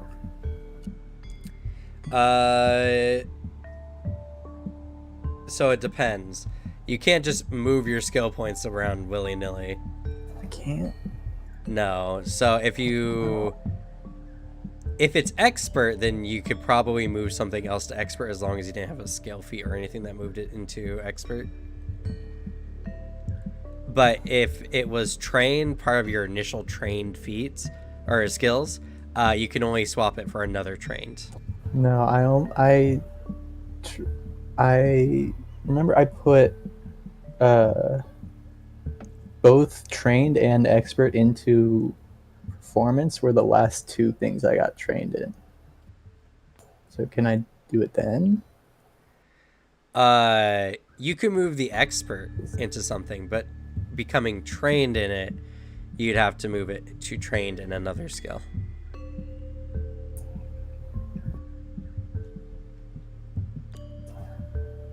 Because you got intelligence when you leveled up, right? I don't think so. No. No. No, I just got them as like when you're leveling up, you get the skill increases. Let's see here, because you're all level 7 now, right? 6. Six. Okay. You've had 2 skill increases. Do you have any other skills at expert? Yeah. Which ones? Deception and diplomacy. So I probably can't do it then. I probably did one before I could get expert, huh? Yeah, that's why I said I'm pretty sure at least one in your performance was one of your base ones. Lame. I'll change it to something else then. Okay. In the case of downtime 2, I guess I'll also retrain. Okay. I'll retrain occultism into crafting, as Adrian will actually work with Anne and will use this opportunity to actually learn how to build a ship instead of put one together with broken ship parts. That's fair. Okay. I'll also swap over thievery to arcana. Okay.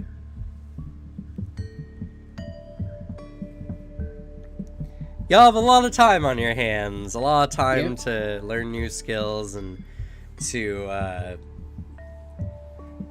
talk with each other. And as you're working with Anne seems super knowledgeable, at least when it comes to ships. There's a few times that she kind of gets hung up. She's not sure how certain, like, cuts fit together, or, like, what you would use to bind some of them. But she can name almost every plank on a ship. Yeah. And, in like, this almost exchange, Adrian will also use his knowledge of just, like, sailing. Like, he's been on a ship for most of his life, so at least he can try to apply, like, practical knowledge to it, like, here's how it would be used.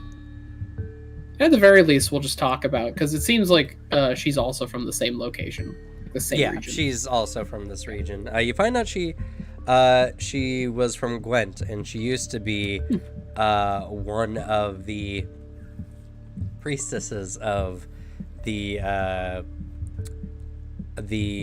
what was the name of that place?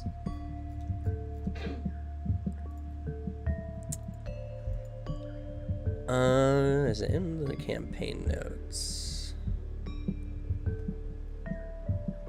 No. Gotta look up Quint real quick.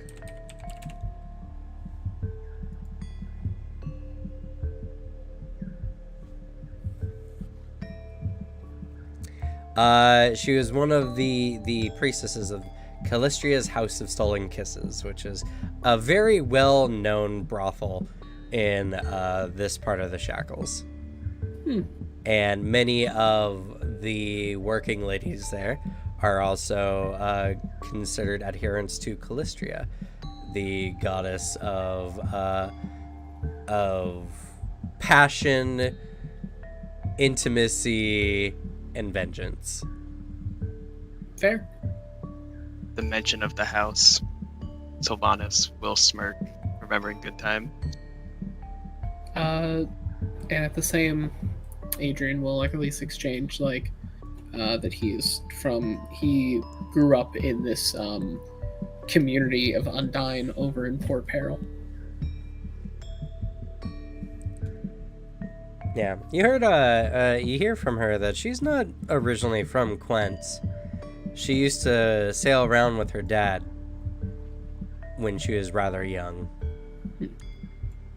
But she doesn't go into too much detail onto that. And you do know that she's from the Shackles originally. And she doesn't quite know where she was born. All she can remember is her earliest memories are being on her dad's ship and sailing about. And she is also knowledgeable on sailing lore, as her only two skill proficiencies are sailing lore and crafting. And technically she can only craft boats. Min-max that shit. Not even a religion? She's trained in religion too. But she's only just trained in religion. She's expert in sailing lore and crafting. I see.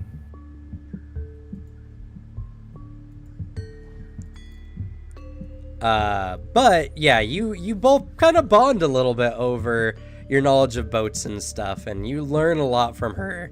And she enjoys hearing your stories of of your village you came through and everything, and yeah.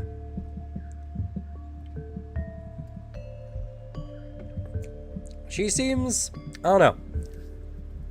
Despite the situation, everyone else is kind of just like in this process of waiting to get out of here. But Anne seems to be having a really good time making this vessel. She seems excited for it. As more time spent, just eventually he'll like fill silence somewhere. Just you actually remind me of someone I've sailed with before. Oh, who would that be? This elf named Tyron. Honestly, one of the greatest shipmakers I've ever known. Kind of kept us in order and in sailing shape for all the times I spent with my old crew. Knew everything, could name every board, nail, every part of the ship. Well, you flatter me, really, but I'm nothing like a shipwright. I just like ships. It's the enthusiasm there too. She What smiles point at is me. having any sort of shipmaker if they don't actually care about what they're making? It's true. You know, for a pirate, you're not half bad. He smiles. Never said I was a pirate. Oh, I know, she says. She looks at you, but she smiles sweetly at you. He's smiling the whole time. He's obviously like joking. There's a strong part of when she said that she really wasn't joking. She knows you're a pirate. Yeah. And He at least that's- is poking fun at this. Yeah, but she He's seems to aware take she is. that information very seriously. Yeah. I haven't been active for a long time.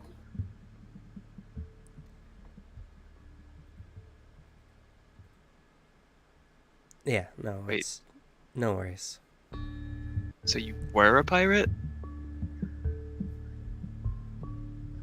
Yes, Everett and I are just here overhearing this. I was a pirate. You are a pirate, but Was. But- you're not a ghost? Not a ghost. Was. I was kind of right What? then. No. Technically, both of those are wrong. I don't know. I said you were a ghost pirate, and you're one of those things. Neither. Just said he hasn't. You been just said active you for were a while. ghost. Damn. I'm pretty sure you can't rule out the possibility that he's a ghost just yet. I touch him. Does my hand go through? There's a moment where his face darkens, serious. I can claim your soul. I told you. I said it. And then immediately brightens up again. As you're lightly touching his pec. That's almost exactly what the What? ghost pirate said to me.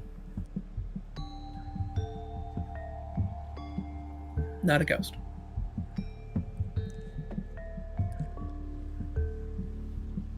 But you are a pirate. Was. Oh, why did you stop being a pirate? Admittedly, wasn't by choice.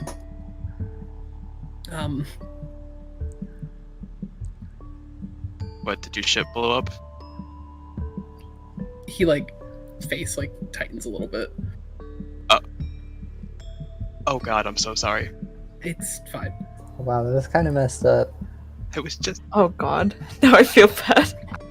I don't- feel bad. I'm the one that said it. Look at this I guy making asked! fun of our friend's trauma. Okay, you don't need to worry about that.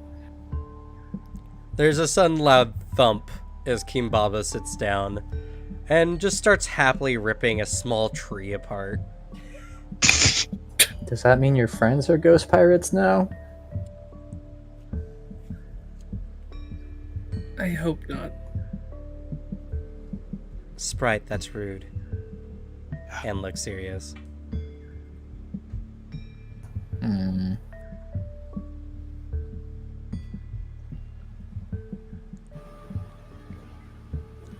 There's a long moment of quiet. There's just the sound of as Kimbaba's just ripping a small tree with their bare hands, just getting the fibers out and putting them down on the ground. It's quite impressive because the tree is like the trunk of it's not a big tree, obviously, but it's like a small palm tree that has like you couldn't fit your hands around it normally. And Kimbaba's just crushing it and pulling strands of fibers out of it to make, like rope. It's the only sound that takes up the camp. Well, if you say it's okay, I'm still sorry. I appreciate it. Poking fun at our situation. It is a strange one. That means you've been on 2 boats that have exploded? It didn't explode, but whatever. I'm just saying, our boat never exploded until you got on it. Let's Right. not make assumptions. I will throw you. I have wings. I know.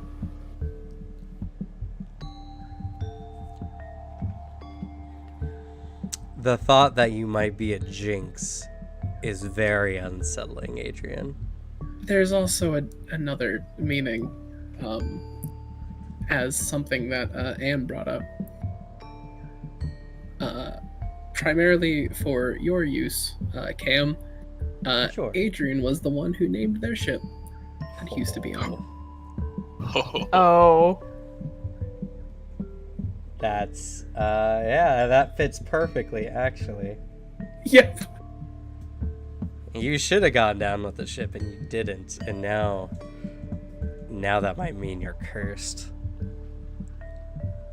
See if it happens a third time. Okay, so if this ship we're building right now blows up, we can assume, right?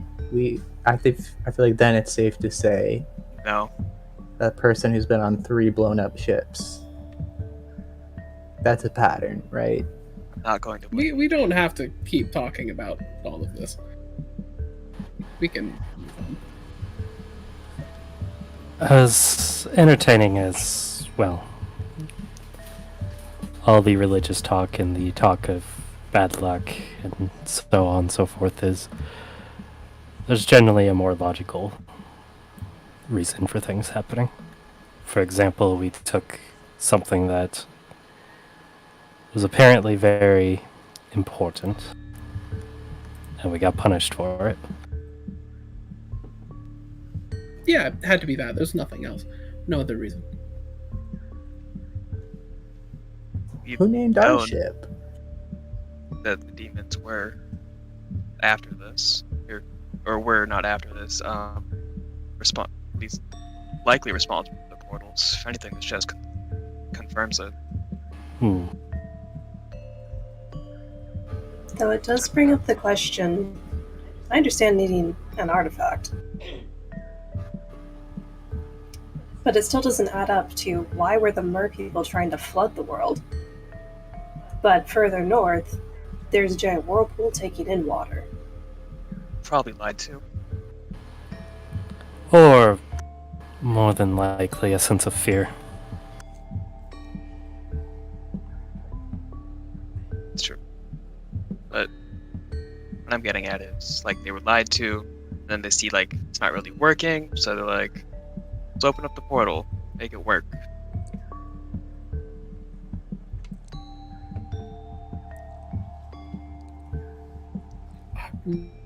About all of this, but it kind of just sounds like they're trying to replace our ocean with theirs, and granted, I've never been in the plane of water. I don't fully know what that would mean. Places for the salt. world. Places salt water with fresh water. Also, whatever resides demolish there could pieces. move through.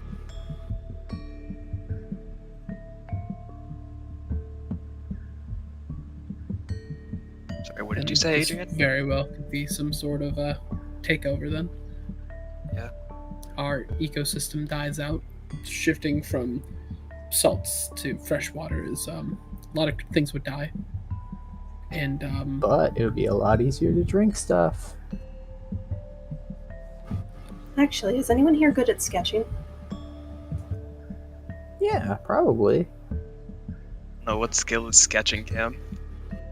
It is performance. You use it for art. Oh man, I used to be good at it.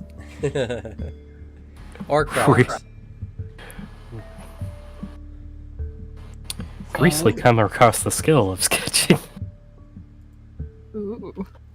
Man, she already spent some time just drawing. In the sand. Does that mean you have our portraits done? No. Oh,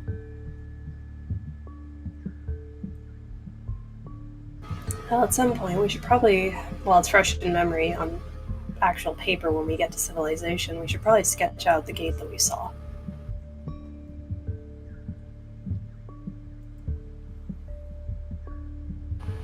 Well, do we have any paper for that?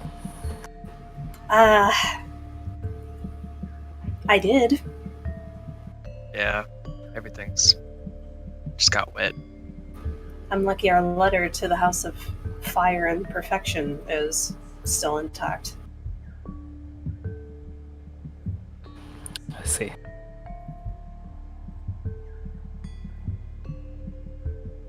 Wait, it's 7:56. Do you guys gotta go? No. Suzanne Okay. has the week off, unfortunately. Oh, sweet. I'm on Oh. work quarantine.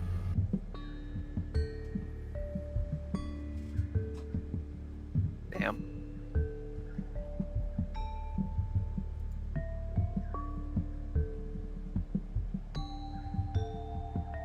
Well, you all continue working on the ship.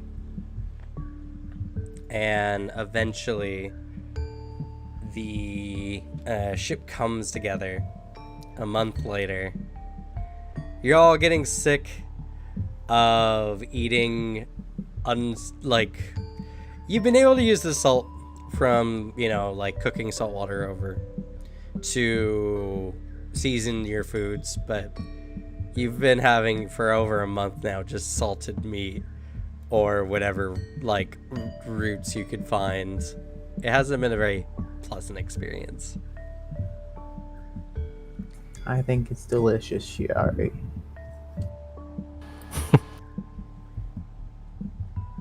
Regardless, the ship gets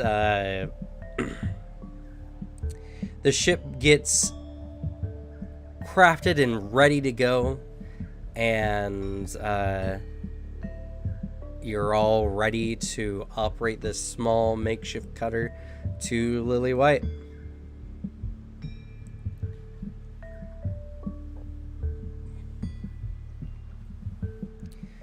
If there's anything remaining here on Besmar's throne that you want to do.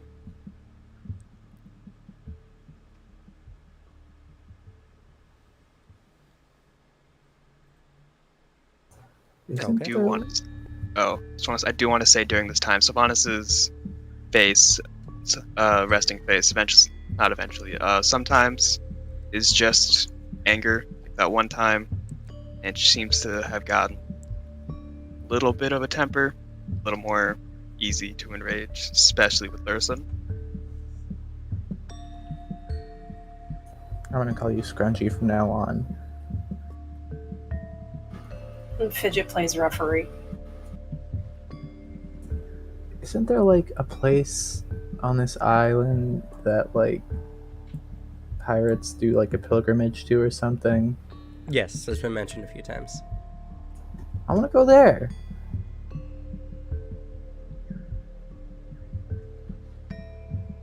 It's a little late to be mentioning it now.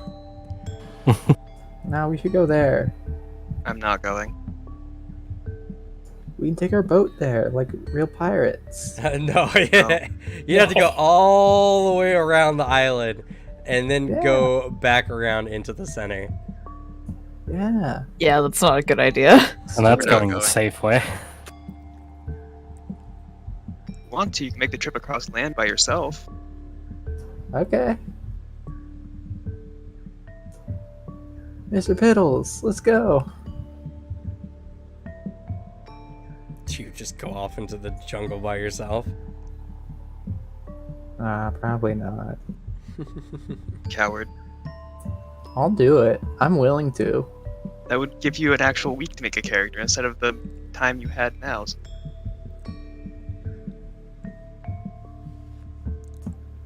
I'm gonna make a new character, and you guys are gonna go on your adventure, only to find out later that Sprite has become the pirate queen. That's for the person here, right? No. But No? sure. Isn't Sprite there just becomes its pirate queen somehow. yeah, it's just for Besmara fun. is a god. I become that god. I dethrone the god, take its place. I can't wait for Sprite to find the One Piece. Yes. In a One Piece. I'm going to the Grand Line right now, guys. Nonsense aside, anyone not get on the ship for Lily White?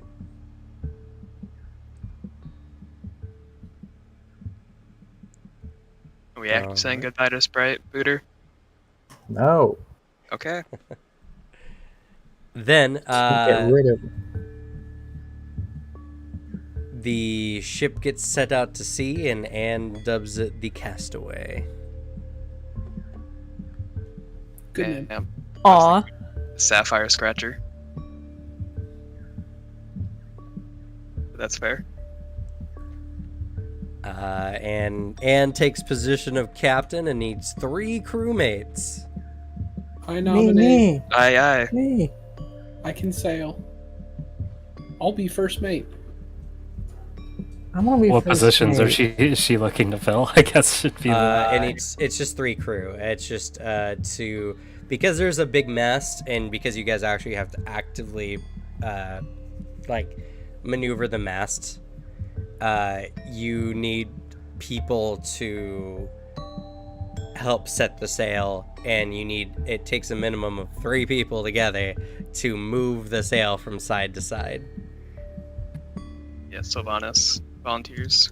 You need the crew needs nature or sailing lore. Me, I Oh. want to do it. Oh. Make me the first mate. And fuck this. How about high sea lore? Would that work? No. High sea lore is knowledge of the high seas, not of sailing. Oh. All right, Sherry will take one of the positions.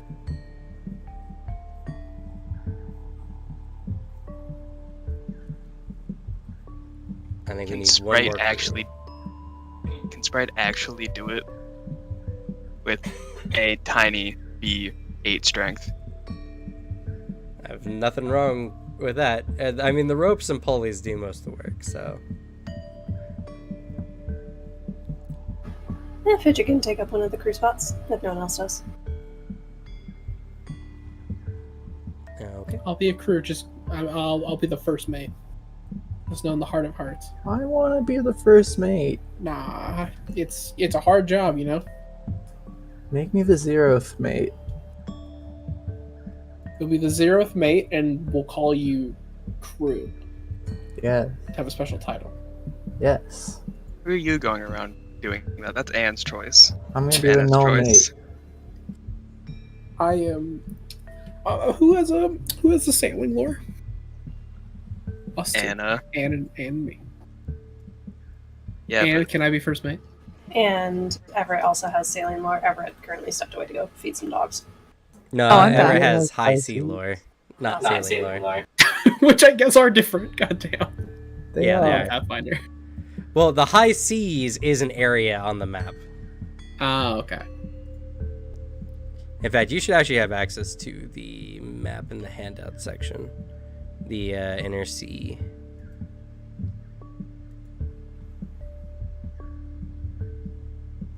The high seas is pretty much everything not on land. Yeah. So, yeah, that's technically a lore of that area. You need a sailing lore specifically. Or, like I said, nature as well. But yeah, Anne's like, it's important that the first mate knows a lot about what the ship needs, so I think it should be Adrian. I sit in the corner and cry. No, our agreement still stands. You have the position you asked for. 0 with mate. You can always keep an eye out for treasure. I was gonna do that anyway.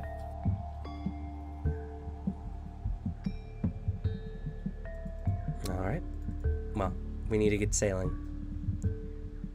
With that, Anne sets up, releases the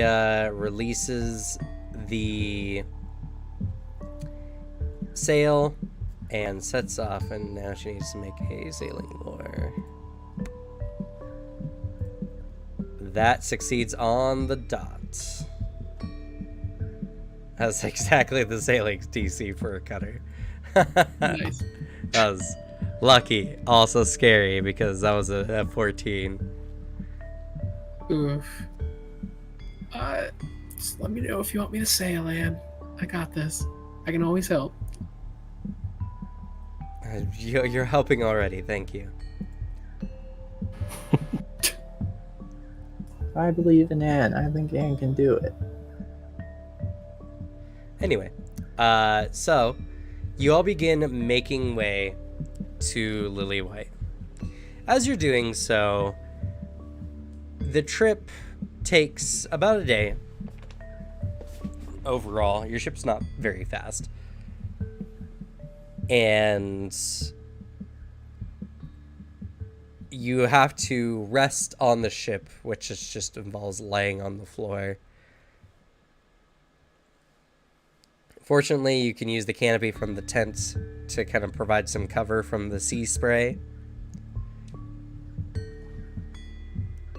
But this is a big ship, by the way. This ship is 30 feet long and 15 feet wide. Holy shit. Yeah, it took you a month and a half to build this thing. Yeah.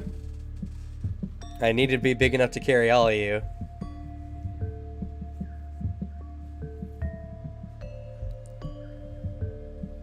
And about halfway through the night, the water starts getting really rough. And all the crewmates need to make nature or sailing lore. All right. And Anne will be trying to provide you all a bonus as captain. Damn. Regret not making me the first mate now. Oof, that was a bad roll by Anne. Can I help with sailing? You're making the check. Anne's was to give you all a bonus as captain. Oof, that could have been better.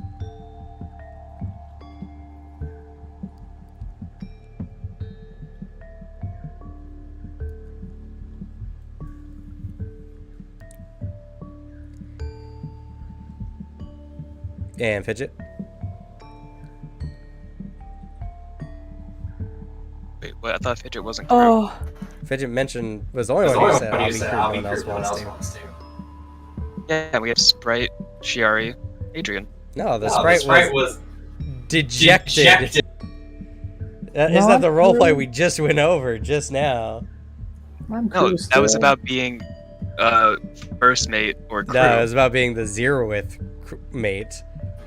Yeah, and Alex said we'll call him crew. Either way, it took a while for some reason for my roll to come up, but that's a 9. Sprite is still part of the crew. I did a good roll for it already. Sure, we'll have the sprite act as a crewmate. But then I need to have you all officially establish who are the 3 crew members. I believe. Taking it. All right. Right. Sprite, Chiari, and Adrian it is. I'll Okay. fight anyone who wants my spot. Don't you need to be trained in nature for this? Is the sprite not trained? I'm No, expert. Fidget isn't. I'm not trained in nature, no. No, then you probably would have needed to be at least trained. Anyway. All right. So as the water is getting rough, Shiari, you're just not very knowledgeable on ships. And you get kind of lost at what to do. Adrian, you know how to batten down the hatches. And Trim the mainsail. yeah, actually, that's exactly what you need to do in a storm, or the sail could get damaged, funny enough. So, you're pulling up the sail, and the sprite out of nowhere comes, and how are you helping with the ship? I'll let you orchestrate this as you rolled so well. We're just shipping, moving along. The rough waters and high winds are here, causing a lot of havoc, and the ship is threatening to capsize. I think I'm just I'll summon mommy and just have us playing around, just sort of making sure I think mommy's doing most of the heavy lifting on this one. I'm just sort of playing around over here, and mommy's trying to not let me die. All right. So you're just like, everyone's like, Sprite, help! And you're just like, okay, mommy, help us. And mommy appears, and the avatar jumps up and very quickly begins masterfully pulling on the right rope, setting the sail,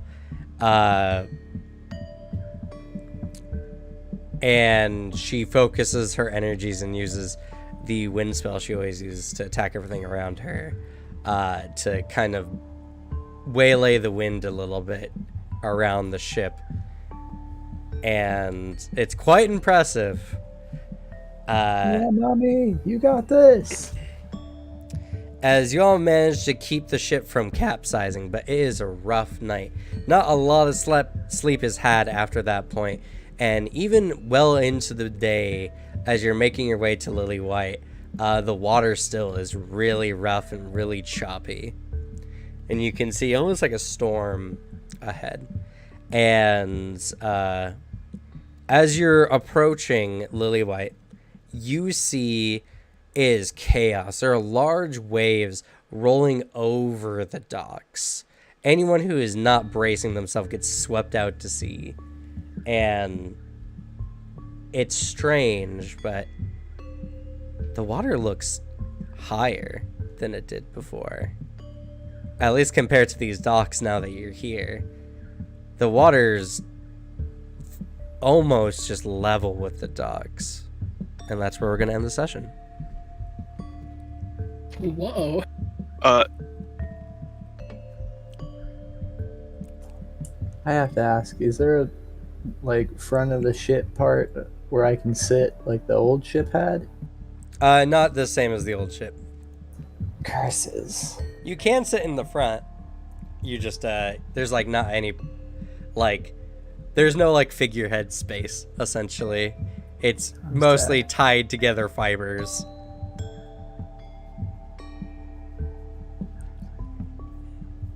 But yeah, let's go ahead and do some XP, shall we? All right. So, 30 XP for being here today. Interpretation. Roleplay was really good today. I think we had a lot of good roleplay moments. I'm going to go ahead and give everyone 30 XP for the great roleplay. Difficult actions. Yes, sailing the ship was actually a difficult action. So I'll mark it as 20 XP, because also making the ship was hard as well. Hard for your group, not having the properly skilled out people for it. Woo, level up. Oh, I wish I could level up. Shut up. Let's see here. Good ideas or plans. Whether it was a good idea on y'all's part or not, taking the time to sit and make a ship rather than heading to Queen Bess was probably in y'all's best interest. You had just gotten there and been like, well, we don't have a ship, and now we're here. And now we had to go sail all the way through the center of this island and out. So, I'll give y'all 10 XP for that. Y'all should be sitting at 90. Alright, let's do the rest of the XP for the battle that you had earlier. Segment closure? Oh yeah, segment closure. Yeah, that was the end of that chapter. So y'all get 80 XP. Yo. And I'll give you an additional 30 XP on top of that. For finding the large mother of pearl. And kind of completing that part of Fidget's quest anyway. And then having it taken for some unknown purposes. Woo, level up. Alright, XP. Technically you defeated the last two merfolk, so for those who were not level 7, you get 20 XP. Woo. How much was that again for me? 0 for the last two Aw. merfolk. Right. You were too Aw. high level. You got none last time, too. I'm still sad about it. For defeating the watery noble. For those who are level 6, you get 120 XP. And for those who are level 7, you get 80.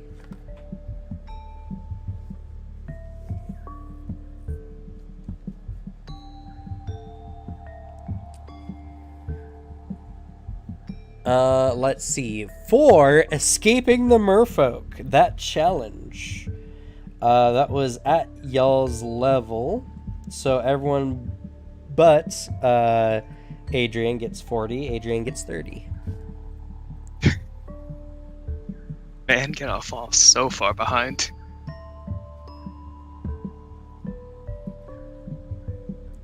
Nah, he's fine. He had a head start. I'm just scraping along here, y'all. Just begging for spare change at this point. Alright, so for this session, most damage dealt is gonna go to Shiari again, because you're the one who finished off the boss. Fair. Most damage taken goes to Sylvanas for decompression damage. Yo.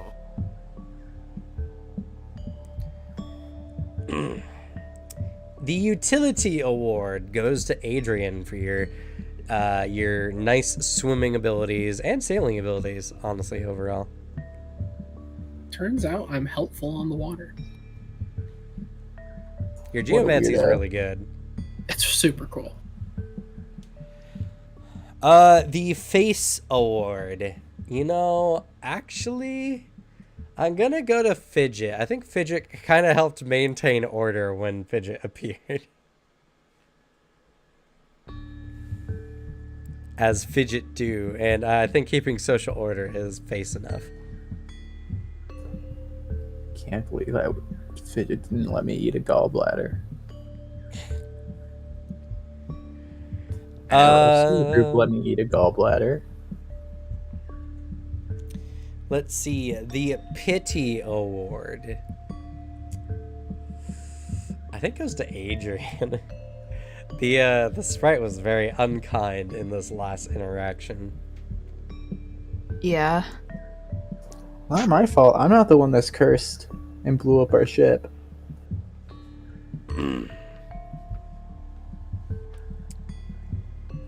I don't know, you were on the ship when our ship got a good chunk of it taken off by the Megalodon.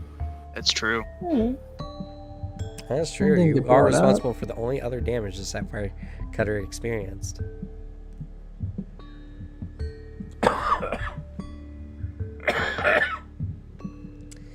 All right. Any player nominations and or kudos?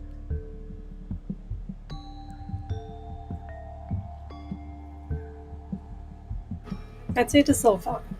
Probably more of a kudos, but that entire scene where calling on Callista for aid and just getting angry. I also enjoyed the moment with Anne. Yeah, same. Mhm. I do think the moment with Anne at the beginning of holding her hand and passing out together was cute and I think important. So yeah, go ahead and take a player award for that moment. I think it was very powerful. Woo. Thank you.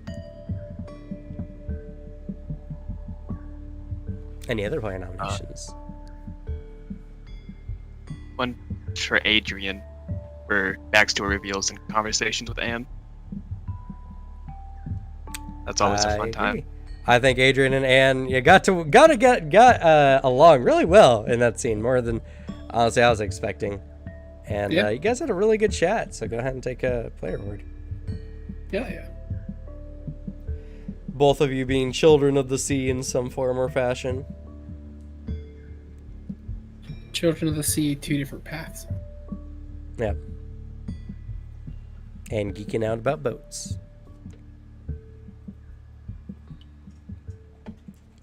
Any other player nominations and or kudos? Rob, Alicia, You ahead. go. No, Alicia, you were first. Go ahead. Okay. Oh, that moment where Cher was right behind Sylvanas and scared her. That was pretty funny. That was really good by Sylvanas there, yeah. And I guess Shiari for being the butt of everyone's fear. You both can get a player award for that moment. You're welcome. it's more of a kudos, but for that entire scene of going to retrieve Sylvanas and Anna, and then Adrian and Shiari just turning around and there's 3 more bodies next to the fire. It was a good scene. Yes. Are there any more surprise bodies I don't know about? So that was a fun scene. Yeah, I do agree. That'll be a good kudo.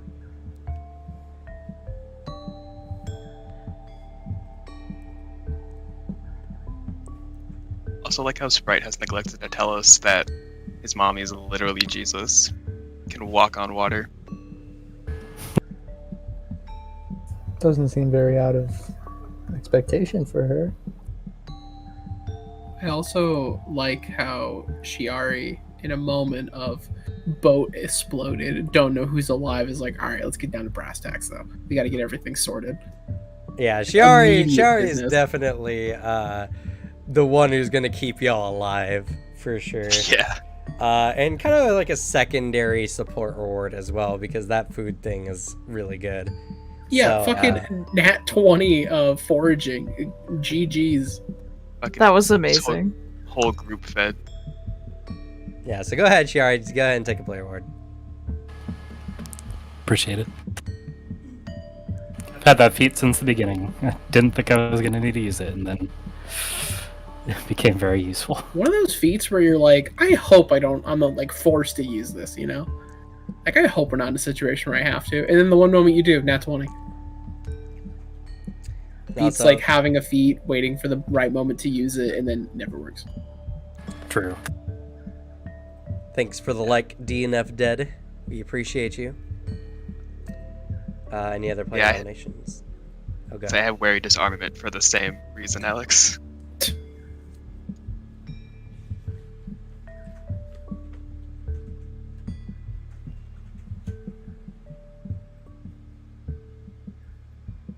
Any other nominations and or kudos?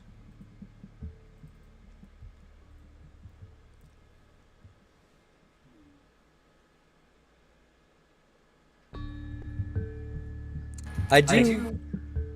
Sorry, go ahead. I was just going to thank Adrian for not letting me drown. That moment, just the, like, you see Shiari face down. Okay, I grab her and just kind of push. She scared me. I know you put Hunter's mark on me when we first met.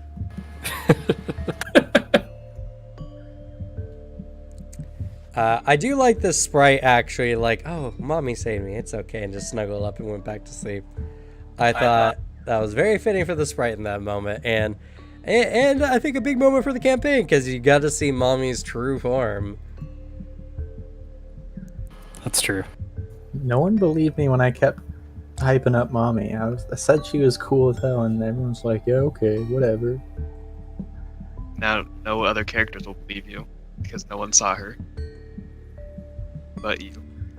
Anyway, take a player award. Snazzy.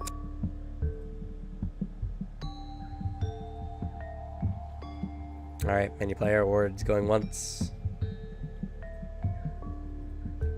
Twice.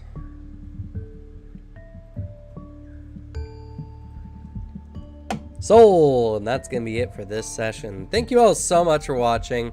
I hope you enjoyed. This is kind of an awkward chapter transfer. Typically, I try to do it at the end. Last week, we were just so close to finishing up. And ironically, if everything had got postponed a week, we would have been able to finish that one up because we have less time constraints today. So, overall, pretty good session. I think a lot of fun stuff happens. Hope you all enjoyed. We're going to go ahead and say goodnight. Good night. Good night. everyone. Good night. Nighty night. Good night.